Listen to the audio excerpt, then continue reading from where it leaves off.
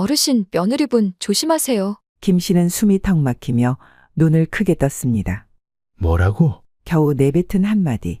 김 씨는 그대로 누운 채 온몸이 굳어버렸습니다. 지금 말씀 잘 안 되시죠? 근데 의식이 또렷하신 거 간호사들은 알아요. 말이 안 되는 거랑 정신이 흐린 건 다르니까요. 오늘 낮에요. 1층 대기실에서 며느리분이 어떤 남자분과 이야기하는 걸 우연히 들었어요. 진짜일까? 설마 내가 모르는 사이에 언제부터? 김 씨는 눈을 감지도 뜨지도 못한 채 천천히 오래된 생각 속으로 빠져들었습니다. 창밖으로는 늦은 봄비가 간간히 내리고 있었습니다. 비인지 햇살인지 모를 흐릿한 빗줄기. 그 아래 흰 침대 위에 김 씨가 조용히 누워 있었습니다. 김 씨의 아들 김주는 서울에서 태어났습니다. 살림은 빠듯했지만 김 씨는 애는 공부 하나만 시키면 된다는 말 하나로 아들을 키웠습니다. 아들은 그 기대를 저버리지 않았습니다. 서울의 명문대를 나와 이후 글로벌 대기업 전략기획본부에서 일하게 되었습니다. 김 씨는 그저 아들이 넥타이를 메고 외국어로 회의하는 모습을 사진으로 볼 때마다 나는 복 터진 놈이다 고 생각했습니다. 그리고 김 씨는 은퇴해서 지금은 고향에 내려가 조용히 살고 있습니다. 서울에서 살던 집은 어렵사리 모은 돈으로 매매를 해서 세를 내주고 있었습니다. 그리고 그맘때쯤 아들이 결혼했습니다. 말투도 조용하고 공손했던 며느리 최소연. 아버지, 다녀왔습니다. 그 뒤를 조심스레 따르던 며느리도 고개를 숙이며 인사했습니다. 아버님, 안녕하세요. 인사드리러 왔습니다. 김 씨는 안방에서 나와 두 사람을 바라보았습니다. 오래된 가죽 슬리퍼를 끌고 나오며 입가엔 묵직한 미소가 맴돌았습니다. 왔냐? 먼 데서 피곤했을 텐데. 아버님, 결혼 허락해 주셔서 감사합니다. 저희 행복하게 잘 살겠습니다. 니들이 서로 좋다는데 내가 뭘 할 게 있겠냐? 그냥 서로 싸우지만 말아라. 그게 제일이야. 아버지, 와이프가 음식도 잘하고 살림도 꼼꼼해요. 제가 운 좋은 거죠, 뭐. 너야 어릴 때부터 내가 복이 많은 놈이란 소리 듣고 자랐으니까. 아버님 댁은 공기가 참 좋네요. 조용한 건 좋아. 대신 겨울엔 좀 추워. 보일러가 오래돼서. 아버지, 우리 둘 다 쉬는 날인데 뭐 도와드릴 거 없어요. 됐어. 뭘 도와. 그냥 앉아서 밥이나 먹고 가. 김 씨는 서울 변두리의 오래된 단독주택을 몇 년 전 세놓고 지금은 외곽의 아파트 전세에서 조용히 노후를 보내고 있습니다. TV 옆 작은 찻상엔 리모컨과 돋보기가 놓여 있고 그는 매일 아침 뉴스를 챙겨보는 게 일과입니다. 김 씨는 오전 9시 정각 늘 틀어놓는 뉴스 채널에 리모컨을 눌렀습니다.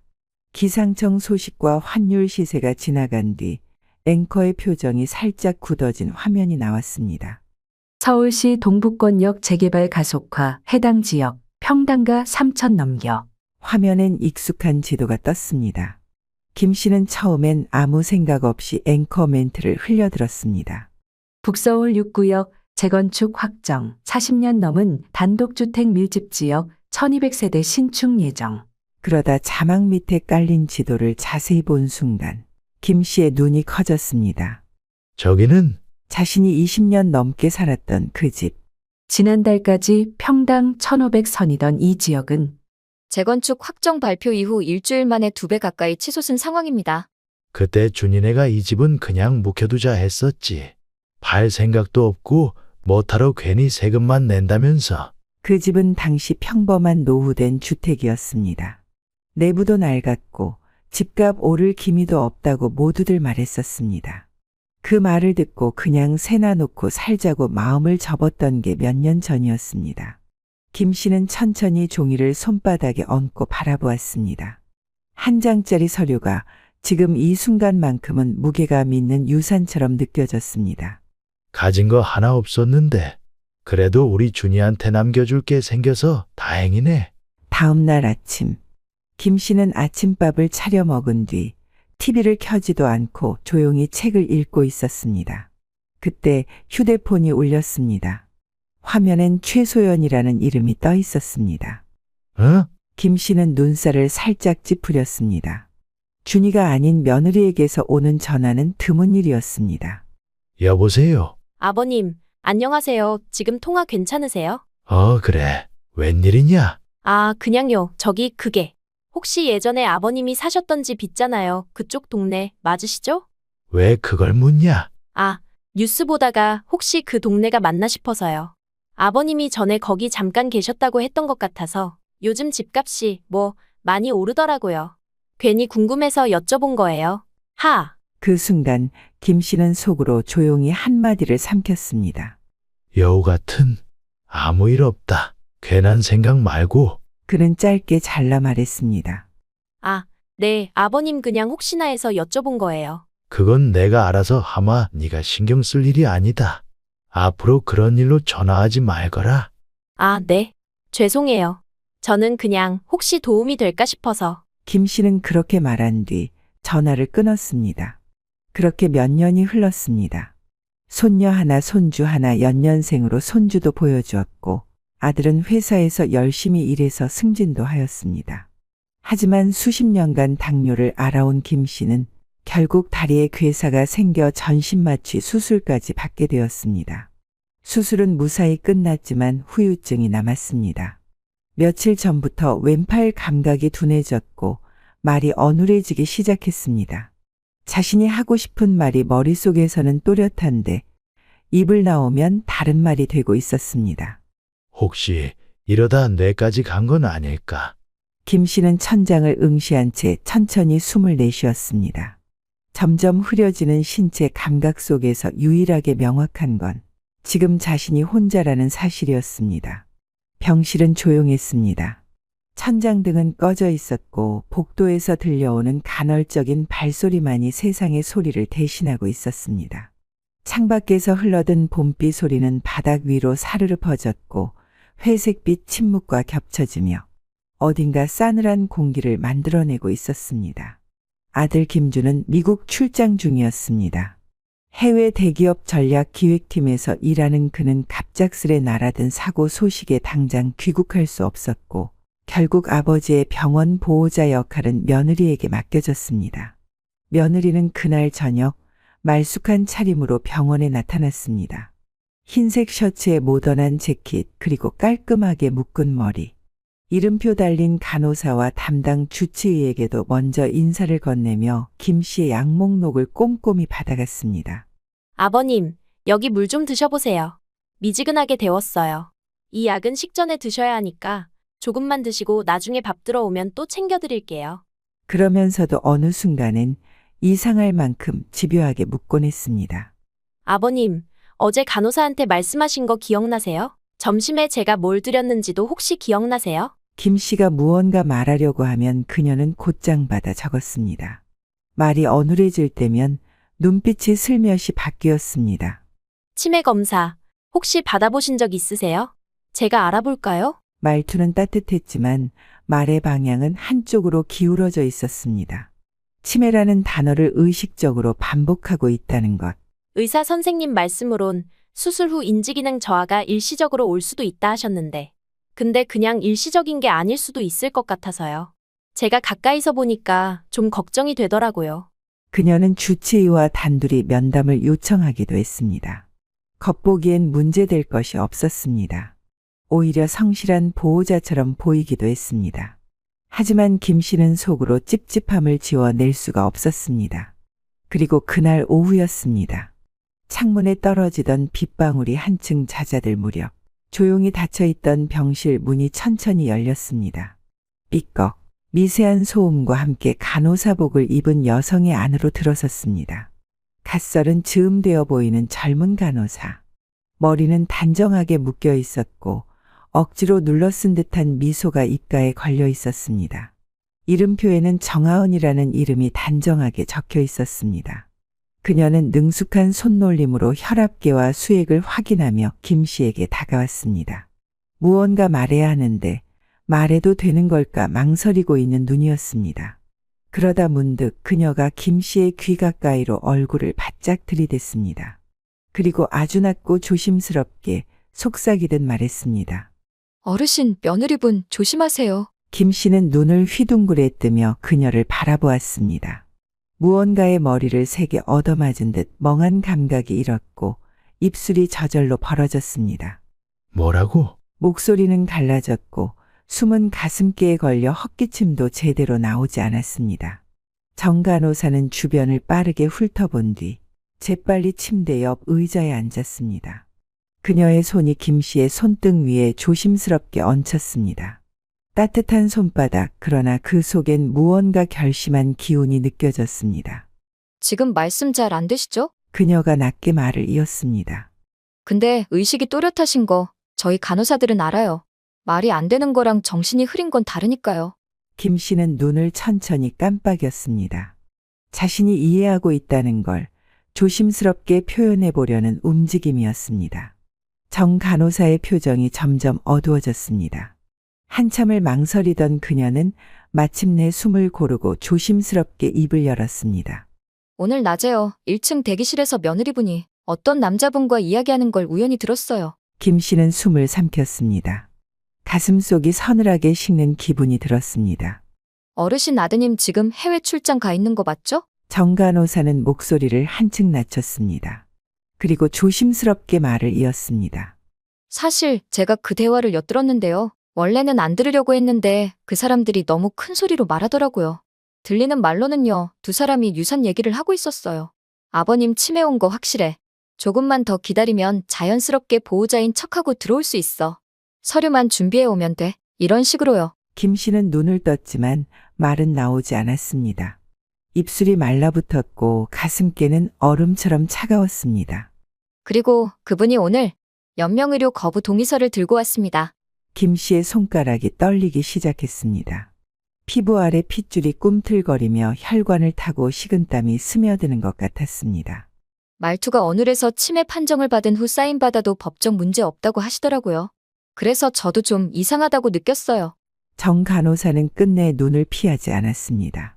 김 씨는 눈꺼풀이 무겁게 내려앉는 걸 느꼈습니다. 입안은 바싹 마른 채 입술조차 잘 붙지 않았습니다. 그러다 겨우 힘을 모아 중얼이듯 말을 뱉었습니다. 지금 그게 무슨? 목소리는 갈라졌고 숨은 얇았습니다. 그러나 그 속엔 분명히 남아있는 한 가지, 자신이 지금 이 상황을 제대로 이해하고 있다는 확신이 있었습니다.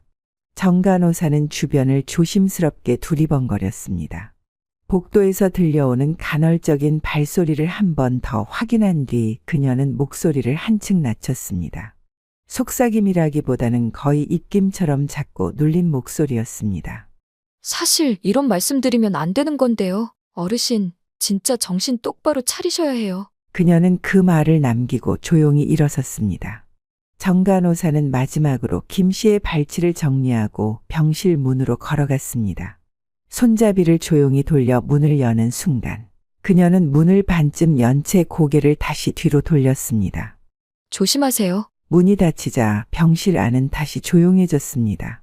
한동안 아무런 기척도 없었습니다. 머릿속이 어지러웠습니다. 병실 문이 또 한 번 조용히 열렸습니다. 아주 조심스러운 손길이 문을 잡고 있었고 문은 아주 천천히 소리 없이 벌어졌습니다. 기척 없는 발소리. 김 씨는 고개를 살짝 돌렸고 곧 익숙한 얼굴이 문틈 사이로 모습을 드러냈습니다. 며느리였습니다. 그녀는 병실 안을 천천히 훑었습니다. 눈빛은 웃고 있었지만 그 눈은 어디까지나 확인하고 있는 눈이었습니다. 누가 다녀갔는지, 무언가를 알아챈 기색은 없는지 살피는 시선이었고 의심을 감추지 않는 시선이었습니다. 아버님, 깨 계셨어요? 늘 그렇듯 부드러운 말투였습니다. 하지만 그 말은 상태를 묻는 게 아니라 반응을 분석하려는 탐색에 가까웠습니다. 그녀는 조심스레 병실 안으로 들어섰습니다. 좀 전에 간호사 다녀갔죠? 며느리는 병상 옆에 있는 물컵을 들어 올렸습니다.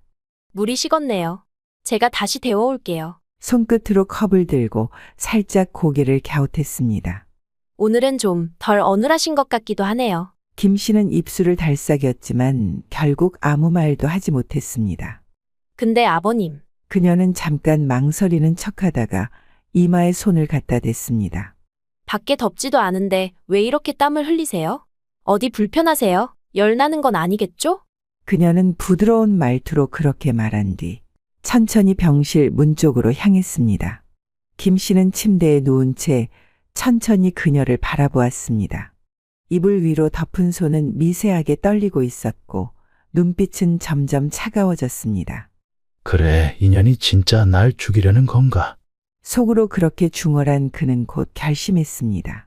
입술을 꼭 다물고 가슴 깊은 곳에 있는 마지막 힘을 끌어올렸습니다. 좋다, 어디 한번 떠보자. 정말 내가 치매인 줄 아는지 그냥 늙은 바보라고 생각하는지. 병실 복도 한켠 사람의 발길이 뜸한 곳, 며느리는 휴대폰을 귀에 댄 채 창문 앞에 서 있었습니다. 창밖에는 늦은 봄비가 부슬부슬 내리고 있었고 수화기 너머로 익숙한 그러나 지친 남편의 목소리가 흘러나왔습니다. 여보, 미안해. 내가 지금 진짜 중요한 출장 중이라. 아버지께서 왜 하필 이 시점에 당신한테 너무 많은 짐을 씌운 것 같아서 정말 미안하네. 며느리는 수화기를 살짝 내려다보다가 작게 웃었습니다. 괜찮아. 무슨 말을 그렇게 해. 아버님은 내가 잘 모시고 있어. 당신은 전혀 걱정 말고 일에만 집중해. 한쪽 손은 병실 카드키를 만지작거리고 있었습니다. 망설임 끝에 조심스럽게 말을 꺼냈습니다. 근데 그 짧은 두 글자에 수화기 너머의 김주는 긴장한 듯 숨을 멈췄습니다. 당신 충격받을까봐 지금껏 말 못했는데 사실 아버님 치매 증상이 좀 있으셔. 뭐라고? 김준의 목소리가 달라졌습니다. 심각하진 않으신데 어제 일 같은 걸 잘 기억 못 하시더라고. 어제 드신 반찬도 모르시고 간호사한테 했던 말도 까맣게 잊으셨어. 말씀도 자꾸 꼬이고 뭐랄까 흐리멍덩해지셔. 내가 괜한 말하는 거 아닐까 고민 많이 했는데 당신은 알아야 할 것 같아서 병원에서도 혹시 치매 검사 해보는 게 어떻겠냐고 하더라. 그녀는 입술을 꼭 다물었다가 다시 미소 짓듯 덧붙였습니다. 물론 아직은 걱정할 만큼은 아니야. 근데 당신이 알긴 알아야 할 것 같아서. 하필 지금, 왜 하필 아버지께서. 당신이 이렇게까지 해주는 거 난 평생 못 잊을 거야. 당신 같은 사람 만나서 진짜 다행이라고 생각해. 내가 이 은혜 평생 잊지 않을게. 한국에 돌아갈 때까지 조금만 더 부탁할게. 응, 알았어. 당신 일에만 집중해. 그래, 알겠어. 김주는 끝내 짧게 답했습니다. 그러나 그의 목소리엔 깊은 충격이 실려 있었습니다.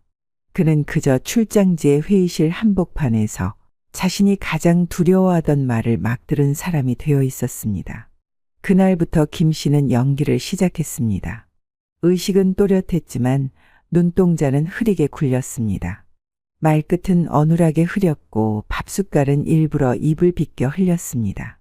국물이 턱 밑으로 흘러내려도 닿지 않았습니다. 그는 모든 움직임을 일부러 느리게 만들고 있었습니다. 일어나지도 않은 행동을 곱씹듯 중얼거리고 병상 옆 리모컨을 잡은 손은 덜덜 떨리는 척했습니다. 아가, 내 밥은 줬나? 며느리는 물컵을 들고 있다가 잠깐 멈췄습니다. 그녀는 별말 없이 천천히 그를 바라보았습니다. 김 씨는 그 시선을 모른 척하며 다시 중얼거렸습니다. 지금이 몇 년도고? 그녀는 아주 잠깐 입꼬리를 올렸습니다. 아버님, 오늘은 많이 피곤하신가 봐요. 그녀는 잠깐 말을 멈추더니 김 씨의 눈을 바라보며 장난스럽게 말했습니다. 아버님, 저 누구게요? 그리고 입을 가리며 소리 없이 웃었습니다. 어린아이 놀리듯 가볍고 밝은 웃음. 하지만 그 웃음 속엔 냉기와 조롱이 깔려 있었습니다. 김 씨는 그 모습에서 눈을 떼지 못했습니다. 심장이 조용히 조여드는 기분이었습니다. 며느리는 다시 김 씨의 곁으로 다가왔습니다. 이번엔 침대 옆 의자에 앉아 조용히 그의 팔을 쓰다듬었습니다. 표정은 여전히 다정했고 말투도 평온했습니다. 혹시 아버님, 아드님 얼굴은 알아보시겠어요? 우리 김준이요. 아버님 외아들이시잖아요. 얼굴 기억나세요? 사진 보여드릴까요? 요즘은 사람 얼굴도 헷갈리신다니까. 하지만 며느리가 보여준 사진은 아들이 아닌 다른 남자였습니다. 그 검은 머리에 키 큰 놈 맞지? 목소리는 어눌했고 말끝은 흐려졌습니다. 네, 맞아요.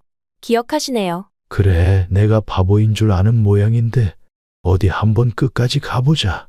그날 밤 병실은 적막했습니다. 간접등만 희미하게 켜진 채 어두운 천장이 위압처럼 내려앉아 있었습니다. 김 씨는 몸을 움직이지 않고 가만히 누워 있다가 손을 천천히 올려 호출 버튼을 눌렀습니다. 몇 분쯤 지났을까? 익숙한 발소리가 복도를 타고 다가왔습니다. 문이 조용히 열리고 간호사 정하은이 들어섰습니다. 어르신, 무슨 일이세요? 김 씨는 고개를 천천히 돌렸습니다. 녹음기 좀 구해줄 수 있겠나? 정하은은 순간 멈칫했습니다. 무언가를 잘못 들은 건 아닐까 싶어 눈을 가늘게 떴습니다. 녹음기요? 자꾸 오래가는 거 숨겨둘 수 있는 걸로. 진짜 괜찮으시겠어요? 그거 증거로 쓰시겠다는 거죠? 김 씨는 천천히 고개를 끄덕였습니다. 내가 죽어도 말이지. 그년 손에는 안 죽는다. 그녀는 눈을 돌려 병실 출입문 쪽을 확인한 뒤 조용히 다가와 김 씨의 손등에 손을 얹었습니다. 제가 도와드릴게요. 그리고 그날 밤 병실 침대 머리맡 수납장 안에는 작고 검은색 녹음기 하나가 조용히 숨겨졌습니다. 작고 납작한 그 기계는 손바닥 안에 쏙 들어갈 만큼 얇았고 하은 간호사가 구해온 오래된 구형 모델이었습니다. 이건 그냥 녹음 버튼만 누르시면 돼요. 빨간색 버튼입니다. 너무 오래 켜두진 마세요. 배터리가 오래 안 가요. 그날 밤 김 씨는 한참을 잠들지 못했습니다. 이불 아래 숨긴 녹음기를 손끝으로 감싼 채 천장을 바라보며 조용히 되뇌었습니다. 내가 치매든 병든 노인이든 상관없다. 증거만 잡히면 이 게임은 내가 이긴다. 다음 날 아침 며느리는 어김없이 나타났습니다. 이번엔 화장한 얼굴에 깔끔한 정장 차림이었습니다. 그리고 뒤에는 마스크와 모자를 쓴 40대 남자 한 명이 따라오고 있었습니다. 아버님, 남편이랑 같이 왔어요. 기억나시죠? 아들 김준이요. 김 씨는 아무 말도 하지 않고 그 둘을 바라보았습니다. 서류 좀 챙겨왔어요. 여기 사인만 하시면 돼요. 연명치료 거부 동의서예요. 아버님도 이젠 좀 편하게. 며느리는 서류를 꺼내 들고 김 씨 손등을 쓰다듬었습니다. 하지만 그 순간 수납장 안에 녹음기가 작동 중이라는 걸 그녀는 몰랐습니다.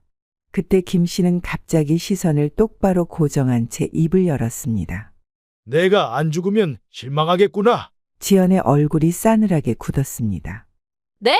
뭐라고 하셨어요? 그리고 바로 그 순간 병실 문이 열리고 그 서류 지금 바로 내려놔. 차가운 목소리. 그건 김 씨의 아들이자 김준의 목소리였습니다. 준희 씨? 최소연의 얼굴이 새하얘졌습니다. 김준은 병실 문을 확 밀고 들어오며 그 서류를 낚아채듯 집어들었습니다. 너 지금 이게 뭐 하는 짓이야? 저 오해예요. 저는 그냥 오해. 김 씨는 한껏 낮은 목소리로 웃으셨습니다.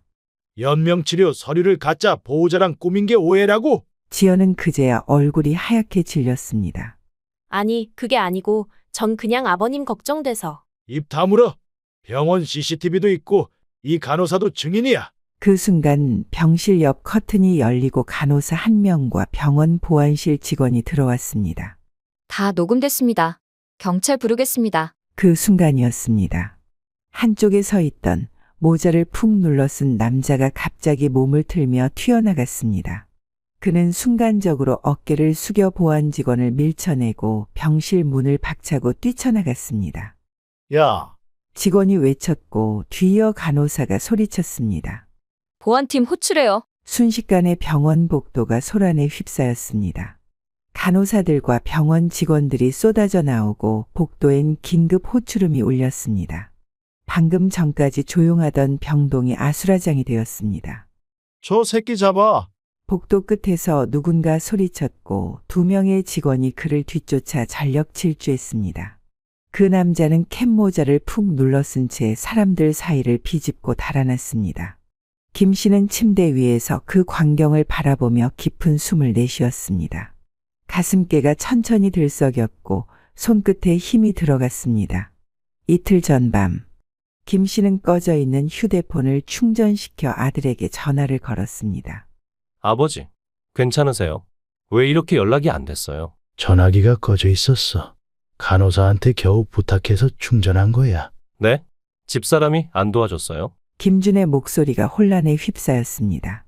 지금껏 믿고 있던 말들과 전혀 다른 이야기가 들려온 것이었습니다. 준아, 지금 당장 한국으로 돌아와라. 아버지, 무슨 말씀이세요? 많이 아프세요? 지금 위급하신 건 아니죠? 위급하지. 그 말에 김준이 말을 멈췄습니다. 너희 며느리 그 여자가 날 죽이려고 하고 있다. 수화기 너머로 길고 깊은 정적이 흘렀습니다. 김준은 아무 말도 하지 못했습니다. 숨소리조차 들리지 않았습니다. 이제부터 너도 정신 바짝 차려야 한다. 아버지, 그게 무슨 말씀이세요? 집사람이 뭘 했다고 그러시는 거예요? 그는 이 말을 하면서도 속으로 불쾌한 기운을 느꼈습니다. 그러나 오랜 시간 함께한 아내였습니다. 그렇게까지 할 리 없다고, 적어도 아버지를 해칠 만큼은 아니라고 믿고 싶었습니다. 그 여자가 지금 날 치매로 몰아가고 있다. 예? 그리고 연명치료 거부 동의서까지 준비하고 있어. 가짜 보호자를 데려다가 날 그냥 처리하려는 거다. 김준은 그대로 굳어버렸습니다. 입을 반쯤 벌린 채 아무 말도 하지 못했습니다. 김 씨는 그 정적을 알았습니다. 아들이 지금 충격을 받고 있다는 걸 느꼈습니다. 난 멀쩡하다. 말이 좀 어눌할 뿐 정신은 또렷하다. 믿을 수가 없어요. 그의 목소리는 갈라졌습니다. 그럼 지금 당장 병원으로 갈까요? 한국으로 들어가면 병원 먼저. 김 씨가 그 말을 끊었습니다. 아무한테도 말하지 말고 조용히 들어와라. 민낯을 봐야 한다. 네가 직접 끝까지 다 봐야 해. 알겠어요. 아버지, 비행기 오늘 밤에 알아볼게요. 그래, 준아, 이젠 너도 정신 차려야 해. 김준은 서랍을 열고 짐을 싸기 시작했습니다. 속옷, 셔츠, 노트북, 충전기. 손은 빠르게 움직였지만 마음은 정반대로 느리게 움직이고 있었습니다. 정말 그럴 리가 있을까? 설마 하는 기분이 지워지지 않았습니다. 아내가 그 사람이 아버지를. 셔츠를 접다가 손이 멈췄습니다. 그리고 그대로 털썩 주저앉았습니다. 아버지가 착각하신 거 아닐까? 한 손으로 머리를 감싼 채 그는 조용히 중얼거렸습니다. 말도 어눌하시다 그랬고 치매 초기 증상이라면 망상 같은 것도? 그는 벌떡 일어나 책상으로 돌아왔습니다. 노트북을 열고 검색창을 띄웠습니다. 치매 증상 초기, 치매 환자의 망상 특징, 검색 결과가 쏟아졌습니다. 김준은 하나하나 눌러가며 읽었습니다. 최근 기억에 왜곡 실제 일어난 일과 상상의 혼동, 가족에 대한 오해. 그는 손으로 눈을 비볐습니다. 망상이라면 충분히 있을 수 있잖아. 그런데 김 씨의 말이 머릿속을 떠나지 않았습니다. 걘 지금 날 치매로 몰고 있고 가짜 보호자 데려다 연명치료 거부 서류를 내고 있다. 이건 그냥 망상이라기엔 너무 구체적이었습니다. 그는 자리에서 일어나 천천히 다시 옷과 방을 닫았습니다. 그제야 실감이 났습니다. 회사를 이렇게 비우면 잘릴 수도 있었습니다. 지금 맡은 프로젝트는 본사의 신임을 직접 시험받는 자리였습니다. 하지만 회사는 다시 구하면 되지. 아버지는 다시 못 구하니까. 그는 가방을 메고 여권을 확인했습니다. 몰래 입국해야 했습니다. 민낯을 직접 봐야 했으니까. 그는 마지막으로 거울 앞에 섰습니다. 자신의 얼굴을 바라보았습니다. 의심, 분노, 불안, 배신감, 모든 감정이 겹겹이 쌓여 있었습니다. 제발 아버지가 오해한 거였으면 좋겠다. 그 말만 되뇌이며 김준은 공항으로 향하는 택시를 조용히 불렀습니다. 병실 바깥이 소란스러웠습니다. 복도 끝 엘리베이터가 열리자 경찰 2명이 빠르게 걸어 들어왔습니다. 그 뒤를 병원 보안 직원이 안내했고 간호사 정하은이 묵직한 표정으로 뒤따랐습니다. 김영도 환자 보호자 최소연 씨 맞으시죠? 병실 안 커튼 뒤에 서 있던 최소연이 그 말에 멈칫했습니다. 이내 돌아보며 차분한 얼굴로 대답했습니다. 제가 최소연인데요. 감염 보호자 동반에 의한 사문서 위조 시도 혐의로 조사 중입니다. 함께 병원 내 보안 기록 및 녹취 파일 확보되었고 의료기관 측 진술도 확보됐습니다. 당장 동행해 주시죠. 경찰이 그녀의 양손에 수갑을 채웠습니다. 그녀는 마지막까지 김 씨를 향해 고개를 돌려 말했습니다. 웃고 있지도 않았고 울고 있지도 않았습니다. 노인네, 아직 정신은 멀쩡한가 보네. 병실 안은 잠시 조용했습니다. 긴 시간이 지난 후 아들 김주는 병상에 앉아 있는 김 씨의 손을 천천히 잡았습니다. 그 손은 거칠고 마르며 지금은 약해져 있었지만 김준이 기억하는 그 손은 누구보다 단단하고 무거운 손이었습니다. 자신을 키워낸 묵묵히 등 뒤에서 밀어주던 손. 아버지, 정말 죄송해요. 그 말이 입에서 나오자 목구멍이 막히듯 숨이 턱 멎었습니다. 전 아무것도 모르고 아버지를 혼자 그렇게 무섭고 답답한 상황에 두었네요. 그 여자가 아버지를 그렇게까지. 이 불효 도대체 어떻게 갚아야 할지 모르겠습니다. 아버지. 그리고 천천히 입을 열었습니다. 너무 늦지 않았으면 된 거지. 살다 보면 다 모를 때가 있는 거다. 김주는 얼굴을 감싸며 조용히 울었습니다. 며느리 최소연이 경찰에 붙잡혀간 지 한 달 후 병실의 공기는 한결 조용해져 있었습니다. 복잡한 절차들과 증언, 녹취와 증거 제출이 이어졌고 결국 그녀는 정식 기소됐습니다. 피고인은 의사 결정 능력이 있는 시아버지를 상대로 가짜 보호자 신분을 동원하고 연명의료 거부 동의서를 위조하려 했습니다. 이는 명백한 기만과 재산 탈취 목적의 계획적 행위입니다. 징역 1년 6개월, 집행유예 2년. 며느리가 붙잡혀간 이후 김주는 정식으로 이혼 소송을 제기했습니다. 여기 내가 산 집이야. 그런데 내가 무슨 권리로 우리 아버지를 내쫓아? 그게 쫓아낸 건 아니고 아버님도 불편해하셔서 그런 줄 알고. 그래서 돈을 쥐어주고 내쫓았냐? 아버님도 가신다고 하니까 내가 용돈 겸 차비하라고 드린 거지. 억지로 쫓아낸 게 아니야. 진짜 어이가 없네. 너 지금 이 집이 누구 집인지 잊었어? 꼴도 보기 싫으니까 지금 당장 네 짐 챙겨서 나가. 내가 지금 갈 데가 어디서 당신 지금 유치하게 복수하는 거야? 친정을 가든 모텔을 가든 당신 알아서 해. 당신 진짜 가만 안 둘 거야. 이렇게 나를 무시해? 김태섭 씨와 그의 아내 정순 씨는 충북 보은군의 외진 시골 마을에서 평생을 살아온 부부였습니다. 그의 손은 거칠었고 손톱 밑에는 항상 흙이 박혀 있었습니다. 젊은 시절 사진을 보면 피부는 까맣게 그을렸고 늘 모자를 푹 눌러쓴 채 허리를 굽혀 일하고 있는 모습뿐이었습니다. 하지만 가장 힘들었던 건 아들이 고등학교 3학년이 되던 해였습니다. 그때 우리 집에 현금 50만 원도 없었어요. 근데 등록금 고지서가 한 장 왔는데 거기 적힌 숫자를 보고 멍해졌죠. 이걸 어떻게 내지? 김태섭 씨는 그날 밤 잠도 자지 못하고 소주 한 병을 들이켰습니다.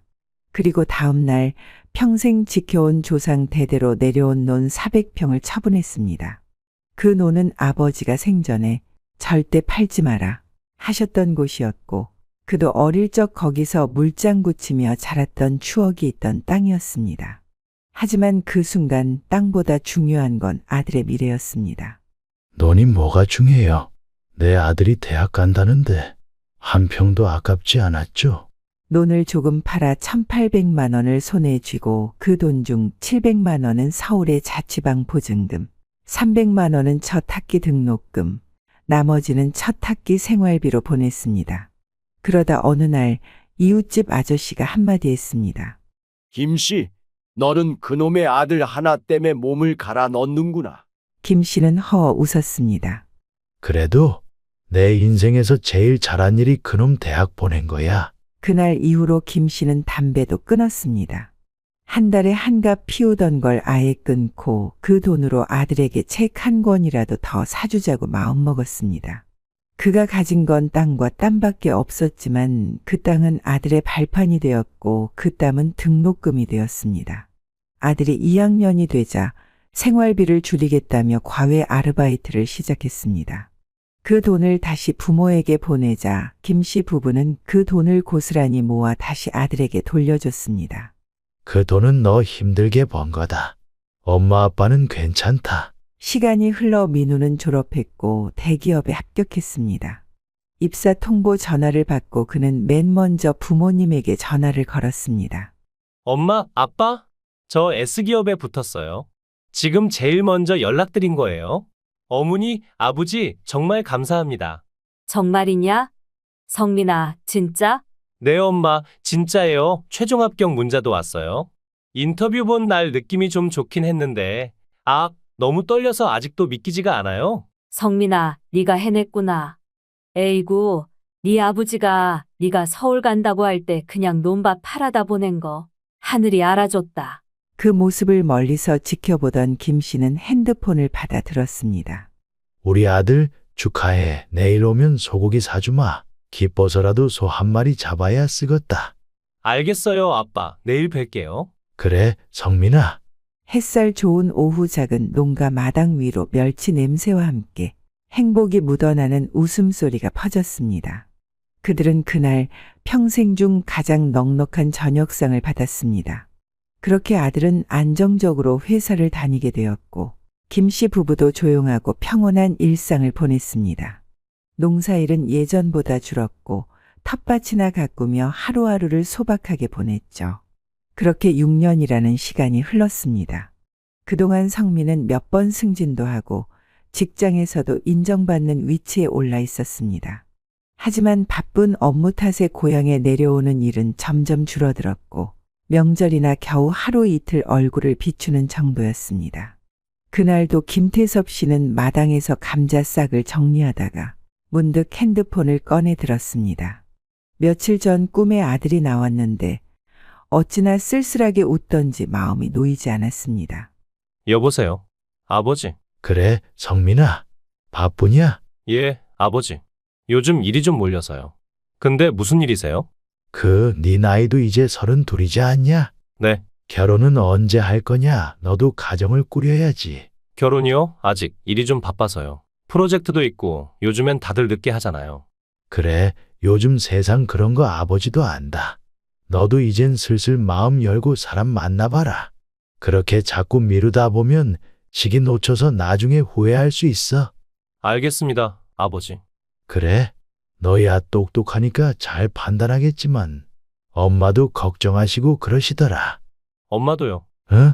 명절 끝나면 괜히 한숨 쉬고 그러신다. 너 장가 안 가냐고. 전화기 너머로 조용히 웃음이 흘렀습니다. 알겠어요. 이번에 주말에 시간 내서 내려갈게요. 엄마가 좋아하시는 갈비도 사가고. 오랜만에 아들이 집을 내려왔습니다.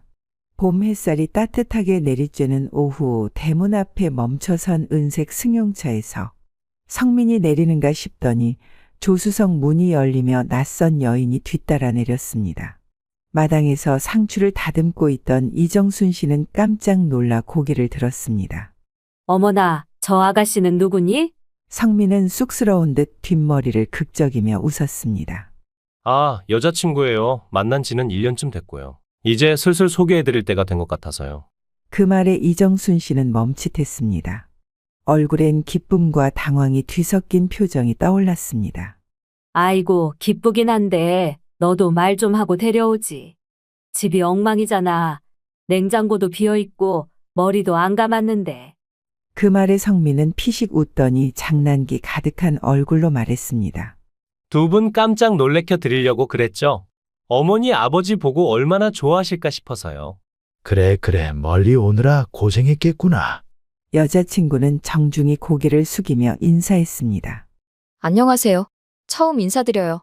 성민이한테서 말씀 많이 들었습니다. 그녀의 고운 말투와 단정한 복장에 이정순 씨의 눈매가 조금씩 부드러워졌습니다. 아이고, 이불도 안 털었는데 원, 창피해 죽겠네. 이정순 씨는 부랴부랴 치마에 묻은 흙을 털어내며 부엌으로 향했습니다. 밥 차려야겠다. 갑자기 손님이 생겼네. 어이구, 정신없어라. 그렇게 1년 후 두 사람은 결혼을 하게 되었습니다. 결혼식은 서울의 한 웨딩홀에서 조용하지만 단정하게 치러졌고 김 씨는 하객들 사이에서 흐뭇한 표정으로 아들의 손을 꼭 잡았습니다. 집 문제는 아들 성민이 직접 해결했습니다. 직장 생활을 하며 알뜰살뜰 모은 돈에 은행 대출을 조금 더해 경기도 외곽의 작은 평수 아파트를 하나 장만한 것입니다. 넉넉하진 않아도 둘이 살기에는 충분한 공간이었습니다. 하지만 며느리는 따로 모아둔 돈이 거의 없었고 결국 결혼 준비에서 혼수만 조금 해오는 것으로 합의되었습니다. 가전 몇 가지와 침구류 그리고 소소한 생활용품 몇 가지가 전부였습니다. 그 사실에 이정순 씨는 마음이 조금 상했습니다. 아무리 요즘 세상이라지만 결혼을 하면서 빈손으로 오는 건 좀 너무한 거 아니냐. 우리 애가 집도 장만하고 예단 한 푼 못 받았는데. 이정순 씨는 부엌 일을 하며 투덜거리듯 남편에게 말했습니다. 뭐 둘이 어련히 잘 살겠지. 우리가 그거 따져서 뭐 하겠어. 살아보면 알게 되겠지. 그의 말에 이정순 씨는 속으로 한숨을 내쉬었습니다. 자식들 앞에서는 말하지 않았지만 속은 좀 쓰렸습니다. 하지만 김 씨는 여전히 아들 편이었습니다.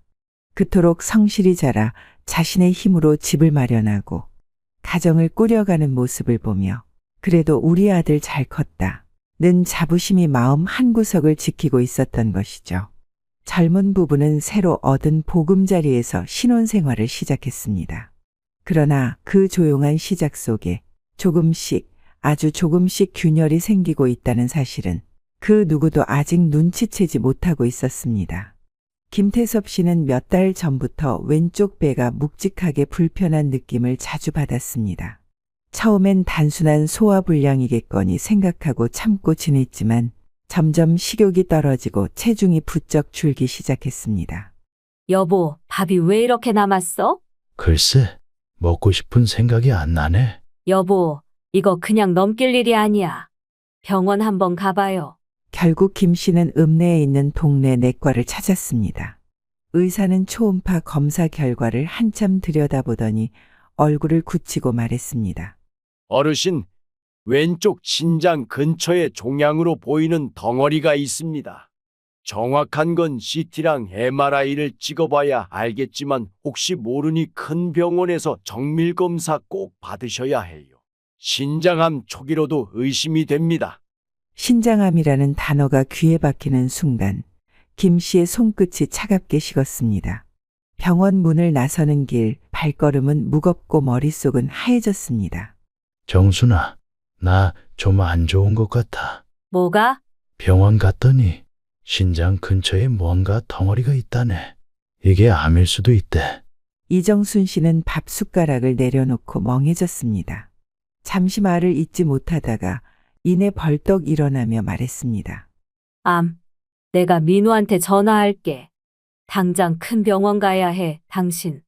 그날 밤 이정순 씨는 아들 민우에게 전화를 걸었습니다. 민우야, 아빠가 병원에서 이상 소리 들었어. 신장암일 수도 있다는데 너 서울에서 큰 병원 예약 좀 잡아줄 수 있겠니? 전화기 너머 아들의 숨소리가 무거워졌습니다. 엄마, 알겠어요. 예약 잡을게요. 김태섭 씨는 무거운 침묵 속에서 아내의 전화를 조용히 들으며 긴 한숨을 내쉬었습니다. 괜찮아. 아직 확정된 것도 아니잖아. 일주일 뒤 아침 김태섭 씨는 새벽같이 일어나 수건으로 얼굴을 몇 번이나 닦으며 옷매무새를 가다듬었습니다. 한 손엔 늘 다니던 작은 가방, 다른 손엔 병원에서 챙겨오라고 했던 진료 의뢰서와 초음파 결과지를 꼭 쥐고 있었습니다. 아내는 꼭 같이 가겠다고 했지만 전날 마당에서 김치통을 옮기다가 발목을 삐끗하는 바람에 김 씨 혼자 가게 됐습니다.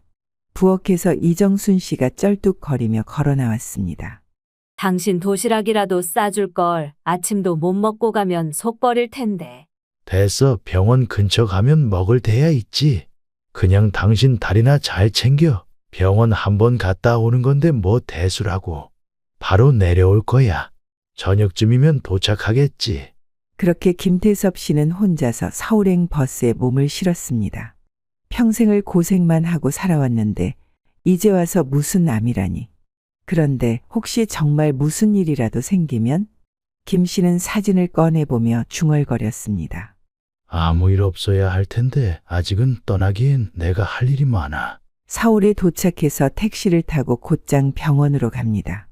김 씨는 병원 3층 복도를 천천히 걸었습니다. 온몸이 천근만근처럼 무겁고 공복으로 인해 속도 울렁거렸습니다. 마지막 CT 촬영까지 마친 그는 이제 겨우 집에 갈 수 있다는 생각에 안도의 한숨을 내쉬며 엘리베이터를 향해 발걸음을 옮겼습니다. 그때였습니다. 내 지갑이 어디 갔지? 김 씨는 순간적으로 멍해졌습니다. 가방 안, 바지 주머니, 외투 안쪽까지 다 뒤졌지만 지갑은 보이지 않았습니다. 분명히 검사실 들어가기 전에 옷 갈아입고 화장실 갔었지, 혹시? 생각이 채 끝나기도 전에 김 씨는 엘리베이터 대신 복도를 돌아 환자복 탈의실 쪽으로 발걸음을 옮겼습니다. 그리고 그 옆에 화장실로 뛰어들듯 들어갔습니다. 아이고, 이거 큰일 났네. 지갑 안에 카드도 있고 기차표도 거기 있었는데. 그는 마음이 급해져 근처 간호사 데스크로 걸음을 옮겼습니다. 저기요, 아가씨, 실례지만 혹시 오늘 이 근처 화장실에서 습득된 지갑 같은 거 접수된 게 있나요? 지갑이요? 잃어버리신 건가요? 예, 아까 검진 전에 화장실에 들렀는데 그때 두고 나온 것 같습니다. 잃어버린 물품은 지하 1층 안내 데스크에 확인하셔야 해요. 여기는 진료동이라 그런 건 저희가 몰라요. 아, 그럼 혹시 CCTV 확인 같은 거라도? 그건 경찰에 신고하셔야 해요. 저흰 그런 권한 없고요. 내가 이 나이에 병원에서 길 잃고 돈 잃고 참. 김 씨는 천천히 엘리베이터를 타고 지하 1층으로 내려갔습니다. 하루 종일 금식하고 검사를 받느라 기운이 빠진 몸이 이제는 땅속을 향해 꺼지는 듯 무거웠습니다. 지하 1층 안내 데스크는 비교적 한산했지만 직원의 표정은 차가울 만큼 무표정했습니다. 저기 내가 지갑을 잃어버렸는데요. 지갑이요? 어디서 잃어버리셨어요? 3층 화장실에 다녀왔는데 거기서 두고 나온 것 같아요. 화장실의 경우엔 CCTV가 설치되어 있지 않아서요. 보통 그런 경우는 찾기가 좀 어렵습니다. 일단 여기 종이에 성함이랑 연락처 적어주세요. 분실 신고가 들어오면 이 번호로 연락드리겠습니다. 김 씨는 떨리는 손으로 종이를 받아들고 이름과 번호를 적었습니다. 김태섭 010. 김 씨는 조용히 펜을 내려놓았습니다. 예, 감사합니다. 그는 다시 바지 주머니를 뒤졌습니다. 다행히 구겨진 지폐 몇 장이 남아 있었지만 집에 내려갈 교통비로는 턱없이 부족했습니다. 김 씨는 병원 문을 나서며 주머니 속 구겨진 지폐 몇 장을 다시 한번 더듬었습니다. 손끝에 느껴지는 낡은 1,000원짜리 3장. 그게 전부였습니다.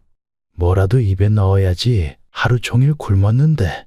그는 병원 옆 골목에 있는 작은 편의점으로 들어갔습니다. 김 씨는 봉투도 사지 않고 그대로 빵 봉지를 찢어 편의점 안 의자에 앉았습니다. 그리고 조용히 한 입 베어 물었습니다. 말라있는 듯한 빵의 식감, 그리고 살짝 미지근한 두유. 작은 두유를 꿀꺽꿀꺽 마시며 그는 천장을 올려다봤습니다. 밖은 어느새 해가 뉘엿뉘엿 지고 있었습니다. 김 씨는 배가 좀 채워지자 아들에게 전화를 겁니다. 아버지 검진은 잘 받으셨어요? 근데 내가 지갑을 잃어버려서 지금 어떻게 해야 할지 모르겠구나. 네? 지갑을 어쩌다가요? 화장실에 두고 온 것 같은데 아무리 찾아도 없어. 아버지, 그럼 지금 카드도 없고 돈도 없으신 거잖아요? 그래? 그래서 말인데 오늘은 너희 집에서 좀 신세를 져야 할 것 같구나. 아버지 당연히 되죠. 근데 지금 제가 중요한 회의가 있어서 당장은 못 데리러 가요. 제가 택시 불러드릴 테니까 그거 타고 집에 좀 계세요. 집에 집사람이 있을 거예요. 그래, 알았다. 택시 오면 그거 타고 갈게. 잠시 뒤 그의 휴대폰으로 전화 한 통이 걸려왔습니다. 아버님, 안녕하세요. 김민우 고객님이 예약하신 택시입니다. 지금 위치 확인했는데 곧 도착합니다. 예, 알겠습니다. 아버님, 집 주소는 이미 전달받았습니다. 안전하게 모셔다 드릴게요. 해는 이미 져 있었고 도심의 가로등들이 하나둘씩 불을 밝히고 있었습니다. 한참을 달린 끝에 택시는 아들 민우의 아파트 앞에 도착했습니다. 김 씨는 운전기사에게 꾸벅 인사를 하고 내렸습니다. 그리고 문 앞에 서서 초인종을 눌렀습니다. 띵동. 잠시 후 안에서 인기척이 들렸습니다. 그리고 문이 열리며 며느리의 얼굴이 보였습니다. 그녀는 잠시 당황한 듯 눈을 크게 떴지만 이내 억지로 미소를 지으며 말했습니다. 아버님 오셨어요? 김 씨는 현관문을 조심스럽게 열고 들어섰습니다. 우리 촌집이랑은 다르네. 그래, 오랜만이다. 아내 아버님, 아까 연락 받았어요. 오늘 지갑을 잃어버리셔서 집에 못 가신다고. 그래, 내가 미리 말도 없이 온 것 같아서 미안하구나. 상황이 이렇게 돼버렸네. 그러자 며느리는 잠시 말끝을 흐리며 우물쭈물했습니다. 그리고는 어색한 웃음을 지으며 덧붙였습니다. 아니, 그게 사실 저희 집 고양이가 외부인이 오면 좀 예민해서요. 김 씨는 눈을 동그랗게 떴습니다. 고양이? 그는 집 안을 둘러보았지만 고양이란 녀석은 어디에도 보이지 않았습니다. 순간 우당탕탕 거실 천장 가까이서 요란한 소리가 나더니 냉장고 위에서 고양이 2마리가 풀쩍 뛰어내려 소파 뒤로 사라졌습니다. 고양이 키우냐? 하지만 며느리의 표정은 영 반갑지 않은 기색이었습니다. 그녀는 팔짱을 끼며 멋쩍은 미소를 띄었지만 목소리는 여전히 차가웠습니다. 예, 저 애들 성격이 좀 예민해서요. 낯선 사람 오면 스트레스 받거든요. 밥도 안 먹고 화장실도 안 가고. 그래, 요즘엔 고양이가 주인이네. 나야 하루만 있다 가면 되니 걱정 말어. 근데 아버님, 저희 집이 좀 좁아서. 그럼 거실에서 자면 되지. 이 정도면 혼자 자긴 아까운 집이네. 참 잘 꾸며놨구나. 김 씨는 소파 위에 손을 얹었습니다. 그때 며느리는 바쁘게 냉장고를 열고 작은 창거리 하나를 꺼내며 말했습니다. 오늘 저녁은 그냥 대충 드시죠. 반찬이 별로 없어서. 그래, 뭐든 괜찮아. 김치 한 조각이면 한 그릇 뚝딱이야. 김 씨는 소파에 조심스레 앉았지만 마음은 전혀 편치 않았습니다. 멀찍이 떨어져 있던 며느리는 주방 쪽에 서서 휴대폰만 만지작거리며 김 씨를 힐끔힐끔 쳐다보았고 고양이 2마리는 식탁 밑에서 몸을 잔뜩 웅크린 채 경계 어린 눈빛으로 김 씨를 뚫어져라 노려보고 있었습니다. 참, 짐승도 사람을 가리네. 그때 주머니 속에서 핸드폰이 진동을 울렸습니다. 화면엔 이정순이라는 이름이 떠 있었습니다. 아내였습니다. 김 씨는 조심스럽게 전화를 받았습니다. 여보, 당신 왜 이렇게 늦게 와? 지금쯤이면 집 도착할 시간 됐잖아. 그게 말이지. 여보, 병원 검진은 잘 받고 나왔는데 화장실에서 지갑을 잃어버렸어. 뭐라고? 아이고 세상에, 그래서 지금 어쩌고 있어? 그래서 지금 민훈의 집이야. 내일 아침에 내려가려고. 그럼 며느리는 뭐래? 괜찮대? 그냥 조용히 있다가 내일 저 차 타고 갈 거야. 에휴, 여간 불편하지 않겠네. 김 씨는 조심스럽게 식탁에 앉으려다 갑자기 야옹 소리와 함께 고양이 2마리가 식탁 아래에서 튀어나오며 소리를 지르는 바람에 깜짝 놀랐습니다. 아야, 그 순간 고양이 1마리가 김 씨의 발을 발톱으로 확 긁고는 그대로 캣타워 위로 도망쳤습니다. 김 씨는 아픈 발을 움켜쥐며 자리에서 움찔했습니다. 양말 위로는 작은 핏방울이 맺혀 있었고 그 아래 발목에는 선명한 붉은 긁힌 자국이 남아 있었습니다. 응, 무슨 소리야? 당신 괜찮아? 일단 끊어봐. 김 씨는 순간 당황하여 고개를 숙이고 발을 살폈습니다. 어머, 무슨 일이에요? 그리고는 고양이를 보자마자 급히 뛰어가 품에 안고 말했습니다. 미미야, 왜 그래? 우리 미미 놀랐구나. 어쩜 좋아. 발톱 괜찮니? 며느리는 김 씨보다 먼저 고양이부터 살폈습니다. 미미가 좀 예민해서요. 갑자기 아버님이 움직이시는 바람에 놀랐나 봐요. 참나, 사람이 피를 흘리는데 고양이부터 챙기고 앉았으니 지가 뭘 잘못했는지도 모르고 오히려 그 고양이 눈치를 보네. 김 씨는 김이 식어버린 밥 한 술을 떠 입에 넣었습니다. 맛은커녕 목구멍이 뻑뻑하게 막히는 기분이었습니다. 그때 뒤쪽에서 들려오는 며느리의 목소리. 아휴, 안 그래도 피부 습진 때문에 예민한데 스트레스 받아서 어쩌지, 우리 미미. 스트레스는 내가 더 받았겠구먼. 피도 나고 놀랬고. 혼잣말처럼 낮게 중얼거렸지만 며느리는 듣지도 못한 듯 계속 고양이 등을 쓸어내리며 중얼댔습니다. 오늘 하루 종일 예민했는데 아휴, 이러다 또 밤새 긁겠네. 아이고, 사람이 먼저지 고양이가 먼저냐. 저렇게 사나운 걸 오냐오냐 해주니 사람도 물게 생겼구먼. 몇 년 만에 찾은 아들집 오늘 하루 참 오래도 간다. 그날의 저녁밥은 김 씨 인생에서 가장 서러운 밥상이 되었습니다. 수저를 내려놓지도 않았는데 며느리가 갑자기 조심스럽게 지갑을 들고 와 앞에 섰습니다. 표정은 곤란한 듯하면서도 왠지 이미 결심이 선 얼굴이었습니다. 아버님, 정말 죄송한데요. 김 씨의 손에 두툼한 현금 봉투를 쥐어주었습니다. 이제 밥도 드셨으니까 집으로 좀 가주시면 안 될까요? 뭐라고? 저희 애들이요. 예민해서요. 지금도 스트레스 받아서 막 숨고 털도 빠지고 그래요. 아까도 아버님 발 핥히고 이게 저한텐 정말 마음이 아프거든요. 소파 아래에 고양이 2마리가 이불처럼 뒤엉킨 채 째려보고 있었습니다. 아버님, 정말 죄송하지만 지금 버스 터미널 가면 내려가는 버스 있을 거예요. 고양이 눈치 보느라 사람을 밖으로 내쫓는구먼. 입술을 꼭 다문 김 씨는 아무 말 없이 봉투를 들고 자리에서 일어났습니다. 며느리는 그 모습을 보며 조용히 문 쪽으로 먼저 향했습니다. 현관을 나서자마자 서울의 밤 공기는 낯설고 차가웠습니다. 평소엔 8시만 되면 잠자리에 드는 김 씨.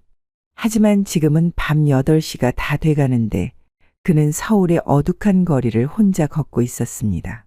내가 내 아들 집에서 딱 하루 신세 좀 진다고 이렇게 내쫓기다니. 눈앞이 뿌얘졌습니다. 그건 바람 때문인지 아니면 서러움에 핑 도는 눈물 때문인지 알 수 없었습니다. 이럴 줄 알았으면 그냥 병원 근처에서 노숙을 했지. 도시라는 게 사람 살 곳이 아니구먼.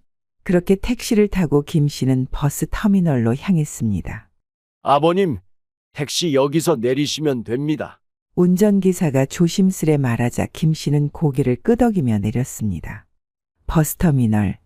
네온사인만 반짝일 뿐 사람은 거의 보이지 않았습니다. 김 씨는 곧장 매표소로 향했습니다. 저기요. 괴산 가는 막차 있소? 어르신, 거긴 오후 6시에 끊겼습니다. 오늘은 없습니다. 그렇습니까? 그래, 다시 아들 집으로 가자니 체면이 말이 아니고 이 밤에 어디 가자니 갈 데도 없고. 결국 김 씨는 대합실 구석 벤치에 앉았습니다. 몸을 웅크리고 앉아 손을 모은 채 그 자리에 가만히 앉아 있었습니다. 참 사람이 늙으니까 이렇게 초라해지는구먼. 그 시각 아들은 하루 종일 야근을 마치고 집으로 돌아왔습니다. 현관문을 열자마자 손에 들고 있던 봉지를 높이 들며 밝게 말했습니다.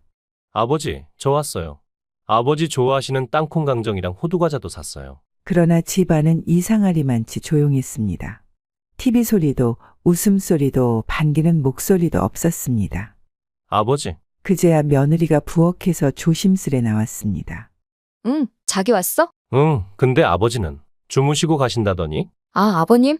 아까 식사하시고 나가셨어. 나가셔? 어디를? 그게 아버님이 남의 집에 오래 있으면 불편하다고 하시면서 그냥 가시겠다고 하셨어. 아니, 가긴 어딜 가시는데? 내가 돈 조금 드렸어. 고양이들도 예민하고 아버님도 마음 불편하신 것 같고 그래서. 뭐라고? 지금 밤 10시가 넘었어. 아버지가 시골에서 오셨는데 이렇게 늦은 시간에 버스가 있긴 해. 며느리는 그제서야 당황한 얼굴로 입을 막았습니다. 지금 버스 없나? 세상에. 아들은 더 이상 말하지 않고 차 키를 낚아채듯 집어들었습니다. 어디 가는데, 자기야. 지금 벌써 늦은 밤인데. 아들의 뒷모습은 이미 분노와 불안으로 가득 차 있었습니다. 그는 그대로 현관문을 닫고 계단을 2계단씩 뛰어내려가 주차장으로 향했습니다. 아버지, 지금 어디세요? 전화기 너머로 들리는 아들의 다급한 목소리에 김 씨는 순간 말문이 막혔습니다.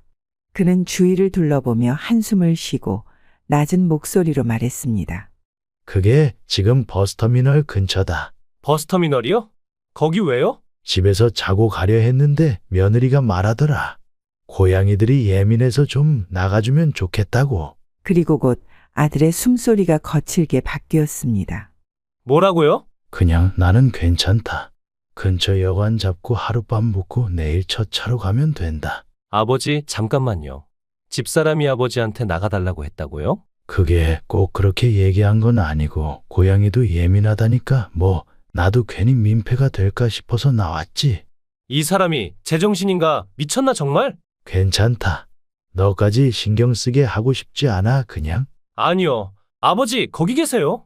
제가 지금 당장 데리러 갈게요. 아들의 차가 터미널 앞에 멈춰섰습니다. 문이 열리자마자 아들은 뛰어내리듯 차에서 나와 주위를 두리번거렸습니다. 아버지, 성민아, 아버지. 이런 일 있으시면 저한테 먼저 연락을 하셨어야죠. 왜 아픈 몸으로 그것도 밤길에 터미널에 혼자 계세요? 김 씨는 미안하다는 듯 웃으며 말했습니다. 야야, 나 괜찮다. 너 바쁠까 봐 그랬지. 그게 무슨 말씀이세요? 제가 얼마나 놀랐는지 아세요? 성민은 아버지의 손을 꼭 잡았습니다. 일단 집으로 갑시다. 추운데 여기 이러고 계시면 감기 들어요. 두 사람은 조용히 차에 올랐고 이내 집에 도착했습니다. 현관문을 열고 들어서자 거실에서 나와 며느리가 깜짝 놀란 얼굴로 말했습니다. 아, 아버님? 버스는? 성민의 얼굴이 굳어졌습니다. 이 시간에 그 시골 가는 차가 어디서? 아버지를 그냥 내보내고 괜찮을 거라 생각했어. 며느리는 당황한 얼굴로 손사래를 치며 변명하기 시작했습니다. 아니, 그게 알잖아. 우리 애들 예민한 거. 그리고 나 진짜 버스 있는 줄 알았지. 고양이 때문에 아버지를 쫓아낸 게 말이 된다고 생각해? 쫓아낸 건 아니고 아버님도 불편해하셔서 그런 줄 알고. 그래서 돈을 쥐어주고 내쫓았냐? 진짜 어이가 없네. 너 지금 이 집이 누구 집인지 잊었어? 여기 내가 산 집이야. 그런데 내가 무슨 권리로 우리 아버지를 내쫓아? 며느리는 얼굴이 새빨개진 채 아무 말도 못하고 서 있었습니다. 성민은 냉정한 눈빛으로 고양이들을 바라봤습니다. 소파 뒤와 커튼 위에 숨은 고양이들이 놀란 듯 이리저리 움직이고 있었습니다. 좋아. 그렇게 고양이가 더 중요하다면 지금 당장 내가 저 고양이들 전부 챙겨서 나가. 내가 지금 갈 데가 어디서 지금 유치하게 복수하는 거야? 유치해? 나 진심이야. 김 씨는 그 모습을 바라보다가 조용히 성민의 팔을 붙잡았습니다. 야야, 그만해라. 그냥 서로 조금씩 오해가 있었던 거야. 그때였습니다. 성민의 시선이 김 씨의 발끝으로 향했습니다. 슬리퍼 사이로 양말 위에 번져 있는 핏자국이 선명하게 보였습니다. 아버지, 발에 그거 뭐예요? 소파 밑에 있던 놈이 갑자기 튀어나오더니 핥히고 가더라고. 말이 채 끝나기도 전에 성민은 눈빛이 싸늘하게 굳으며 그대로 돌아섰습니다. 너 빨리 내 집에서 안 나가? 성민아, 그건 오늘로 끝이야. 당신 고양이들과 함께 이 집에서 나가. 며느리는 두 눈에 눈물을 가득 머금은 채 방으로 뛰어들어갔습니다. 이내 서랍을 벌컥벌컥 열며 짐을 싸기 시작했고 고양이 두 마리는 캔넬에 넣으며 울먹였습니다. 당신 진짜 가만 안 둘 거야. 나를 무시해? 그렇게 쿵쿵거리는 발소리와 함께 현관문이 쾅 소리를 내며 닫혔습니다. 정적이 흘렀습니다. 거실에는 김 씨와 성민 둘만이 남아 있었습니다. 성민은 이마를 짚으며 깊은 한숨을 내쉬었습니다. 아버지, 오늘은 너무 늦었으니까요. 일단 씻고 주무세요. 제가 이불 챙겨드릴게요. 김 씨는 성민을 한번 바라보다 고개를 살짝 끄덕였습니다. 그래, 고맙다, 성민아. 다음 날 아침 부엌에서는 성민의 분주한 손놀림이 이어지고 있었습니다. 아버지, 오늘은 주말이니까 제가 아침 차려드릴게요. 김치찌개 계란말이 어때요? 김 씨는 소파에 앉아 TV에서 나오는 아침 뉴스를 멍하니 바라보고 있었습니다. 그때 전화벨이 울렸습니다. 여보, 잘 잤어? 잘 잤어. 근데 사실 어제 좀 일이 있었어. 김 씨는 조심스럽게 어제 있었던 일을 이야기하기 시작했습니다. 뭐? 뭐라고 했어, 지금? 아니, 세상에. 그게 말이 돼? 지 시아버지한테 하는 꼬라지가 그게 뭐냐고. 내가 거기 있었으면 아주 그냥 머리 끄덩이라도 잡고 혼 좀 내줬을 거야. 어디서 그런 싸가지 없는 짓을 해? 그것도 나 없을 때 딱 그렇게 하더라. 당신도 왜 바보같이 가만히 있었어? 김 씨는 수화기를 귀에 댄 채 눈만 껌뻑이다가 조용히 말했습니다. 성민이도 놀라고 속상해하더라. 결국엔 나 데리러 와서 다시 집으로 갔어. 정수는 한숨을 쉬며 말했습니다. 아이고, 진짜 내가 답답해서 못 살아. 이건 진짜 아니지. 절대 아니야. 김 씨는 말없이 고개를 끄덕였습니다. 잠시 뒤 부엌에서 맛있는 냄새가 풍겨왔고 성민이 불렀습니다. 아버지, 밥 다 됐어요. 어서 오세요. 김 씨는 그제야 전화를 끊으며 조용히 말했습니다. 일단 밥부터 먹자. 얘기야, 나중에 해도 되니까. 아버지, 오늘은 제가 집까지 모셔다 드릴게요. 그리고 아버지 집에서 하루 자고 오죠, 뭐. 근데 너희 괜찮겠니? 그런 일 있고 나서 아버지, 그건 걱정 마세요. 그건 제가 아버지 아들이라면 당연히 했어야 할 행동일 뿐이에요. 혹시 이 일로 저희 사이가 나빠지거나 그 이상으로 가더라도 절대 아버지 탓이라고는 생각하지 마세요. 아셨죠? 김 씨는 고개를 돌려 창밖으로 흐르는 풍경을 바라보며 나지막하게 대답했습니다. 그래? 서울을 벗어나자 창밖의 풍경은 점점 익숙한 시골 들판과 마을길로 바뀌었습니다. 차 안에는 오래간만에 둘이 나누는 이야기들이 가득 찼습니다. 기억나냐? 너 어릴 적에 개울가에서 미끄러져서 내 엄마가 얼마나 난리 쳤는지. 하하, 기억나죠? 그때 아버지가 신발 벗고 바로 물에 들어오셨잖아요. 진짜 멋졌어요. 무슨 그땐 기절하는 줄 알았다. 조용한 웃음소리가 차 안에 퍼졌습니다. 고향집에 도착하자 정수는 마당에서 아들을 보자마자 달려나와 반겼습니다. 아이고, 우리 아들 왔구나. 어이구, 잘 왔다. 잘 왔어. 김 씨는 조용히 웃으며 짐을 들고 집 안으로 들어섰습니다. 그렇게 다시 김 씨의 평범하고 고요한 일상이 이어지기 시작했습니다. 며칠 뒤 병원에서 다시 걸려온 전화. 김태섭 어르신 맞으시죠? 정밀검사 결과 다행히 악성은 아닙니다. 큰 걱정은 안 하셔도 될 것 같아요. 여보, 결과 나왔어? 별거 아니래, 아무나 아니래. 그리고 몇 주 뒤 문을 두드리는 소리에 김 씨와 정수는 동시에 고개를 들었습니다. 문 앞에는 며느리 은지가 서 있었습니다. 아버님, 어머님, 제가 너무 큰 실례를 했습니다. 그날 제 자신이 너무 부끄러웠어요. 정말 죄송합니다. 늦었지만 진심으로 사과드리러 왔습니다. 그리고 그렇게 김 씨의 하루는 다시 평온한 웃음 속에서 이어졌습니다. 지금이 그 어떤 순간보다도 소중한 선물처럼 느껴졌습니다. 세상에서 가장 깊은 사랑은 부모의 사랑입니다. 말없이 등 돌려 돌아서는 그 뒷모습엔 당신이 모르는 수천 번의 눈물과 희생이 담겨 있죠. 그래도 다행인 건 오빠가 외동이라서 혼자 다 받으니까 좋다. 그 말과 함께 둘이서 나지막하게 웃는 소리가 들려왔습니다. 그러게, 형제 있었으면 골치 아팠을 텐데. 빨리 그 고물상 창고랑 집까지 팔면 우리 대출도 다 갚고 투자금도 마련할 수 있다고? 근데 생각보다 오래 사셔서 문제지? 그럼 아버지 돌아가실 때까지 기다려야 해? 그럴 순 없잖아. 요양원 보내고 고물상부터 처분해야지. 최대한 빨리. 본격 시작 전 구독 한번 부탁드립니다. 올해로 63이 된 박성호 씨는 충청북도 진천에서 태어나 평생을 그곳에서 살아왔습니다. 그는 젊었을 때부터 성실함 하나로 살아온 사람이었습니다. 남들이 꺼리는 힘든 일도 마다하지 않았고 돈이 되는 일이라면 가리지 않았습니다. 고등학교를 졸업하자마자 집안 형편이 어려워 학업을 포기해야 했고 곧바로 일터로 나가야만 했습니다. 처음 시작한 일은 건설 현장 인부였습니다. 20살이 되던 해 그는 서울의 한 재개발 구역에서 마기를 시작했습니다. 새벽같이 일어나 쇠파이프를 나르고 시멘트를 나르며 먼지를 뒤집어 쓰는 것이 일상이었습니다. 그러나 건설 현장은 그의 몸을 갉아먹고 있었습니다. 무거운 철근을 들다가 허리를 삐끗한 적도 있었고 높은 곳에서 떨어질 뻔한 위험한 순간도 여러 번 있었습니다. 함께 일하던 동료 중 몇 명은 산재 사고로 목숨을 잃기도 했습니다. 건설 현장에서 일하던 어느 날 박 씨는 문득 깨달았습니다. 이렇게 살다가는 내 몸이 먼저 망가지겠구나. 그는 건설 현장을 떠나 더 안정적인 일자리를 찾아보기로 결심했습니다. 건설 현장을 떠난 후 그는 충남 천안에 있는 자동차 부품 공장에 들어갔습니다. 처음에는 단순 조립공으로 시작했지만 손이 빠르고 성실했던 덕분에 반장 자리까지 올랐습니다.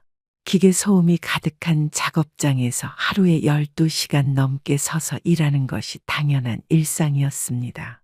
공장에서 일하면서 조금씩 돈을 모아 작은 전셋방을 마련할 수 있었고 그곳에서 결혼한 아내와 함께 가정을 꾸렸습니다. 공장에서 7년을 일했지만 번 돈은 고작 작은 집 한 채 마련할 정도였습니다. 그때 마침 공장에서 친하게 지내던 선배가 그에게 조언했습니다. 박 씨, 나랑 같이 고물상 한번 해볼 생각 없나? 이게 보기보다 돈이 꽤 돼. 처음에는 망설였지만 조금만 더 노력하면 내 가게를 가질 수도 있겠다는 생각이 들었습니다. 그렇게 고민 끝에 그는 고향인 진천으로 돌아와 고물상을 시작하기로 결심했습니다. 박 씨가 처음 고물상을 시작한 건 35살 때였습니다.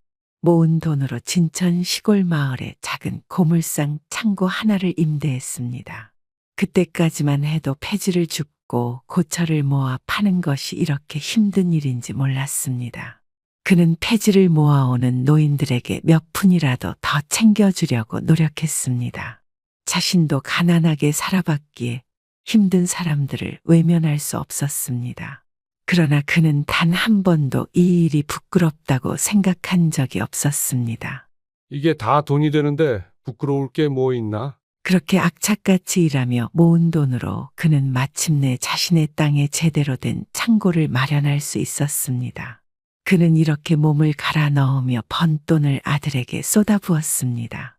아빠, 나 이번 시험에서 1등 했어. 우리 아들 대단한데? 아들이 환하게 웃으며 성적표를 내밀 때면 그는 밥을 먹지 않아도 배부를 만큼 행복했습니다. 박 씨가 고물상을 시작한 지 20년이 넘었을 때 그는 마침내 사업을 안정적으로 운영할 수 있게 되었습니다. 작은 트럭 한 대로 시작했던 그는 이제 2대의 트럭과 직원까지 고용하게 되었습니다. 그가 이렇게 악착같이 일했던 이유는 단 하나였습니다. 아들이 더 나은 삶을 살기를 바랐기 때문입니다. 그리고 마침내 아들은 서울의 대학을 졸업하고 번듯한 직장에 취직했습니다. 아들은 결혼 후 집을 나가 살았고 이제는 1년에 한두 번 얼굴을 비출 뿐이었습니다.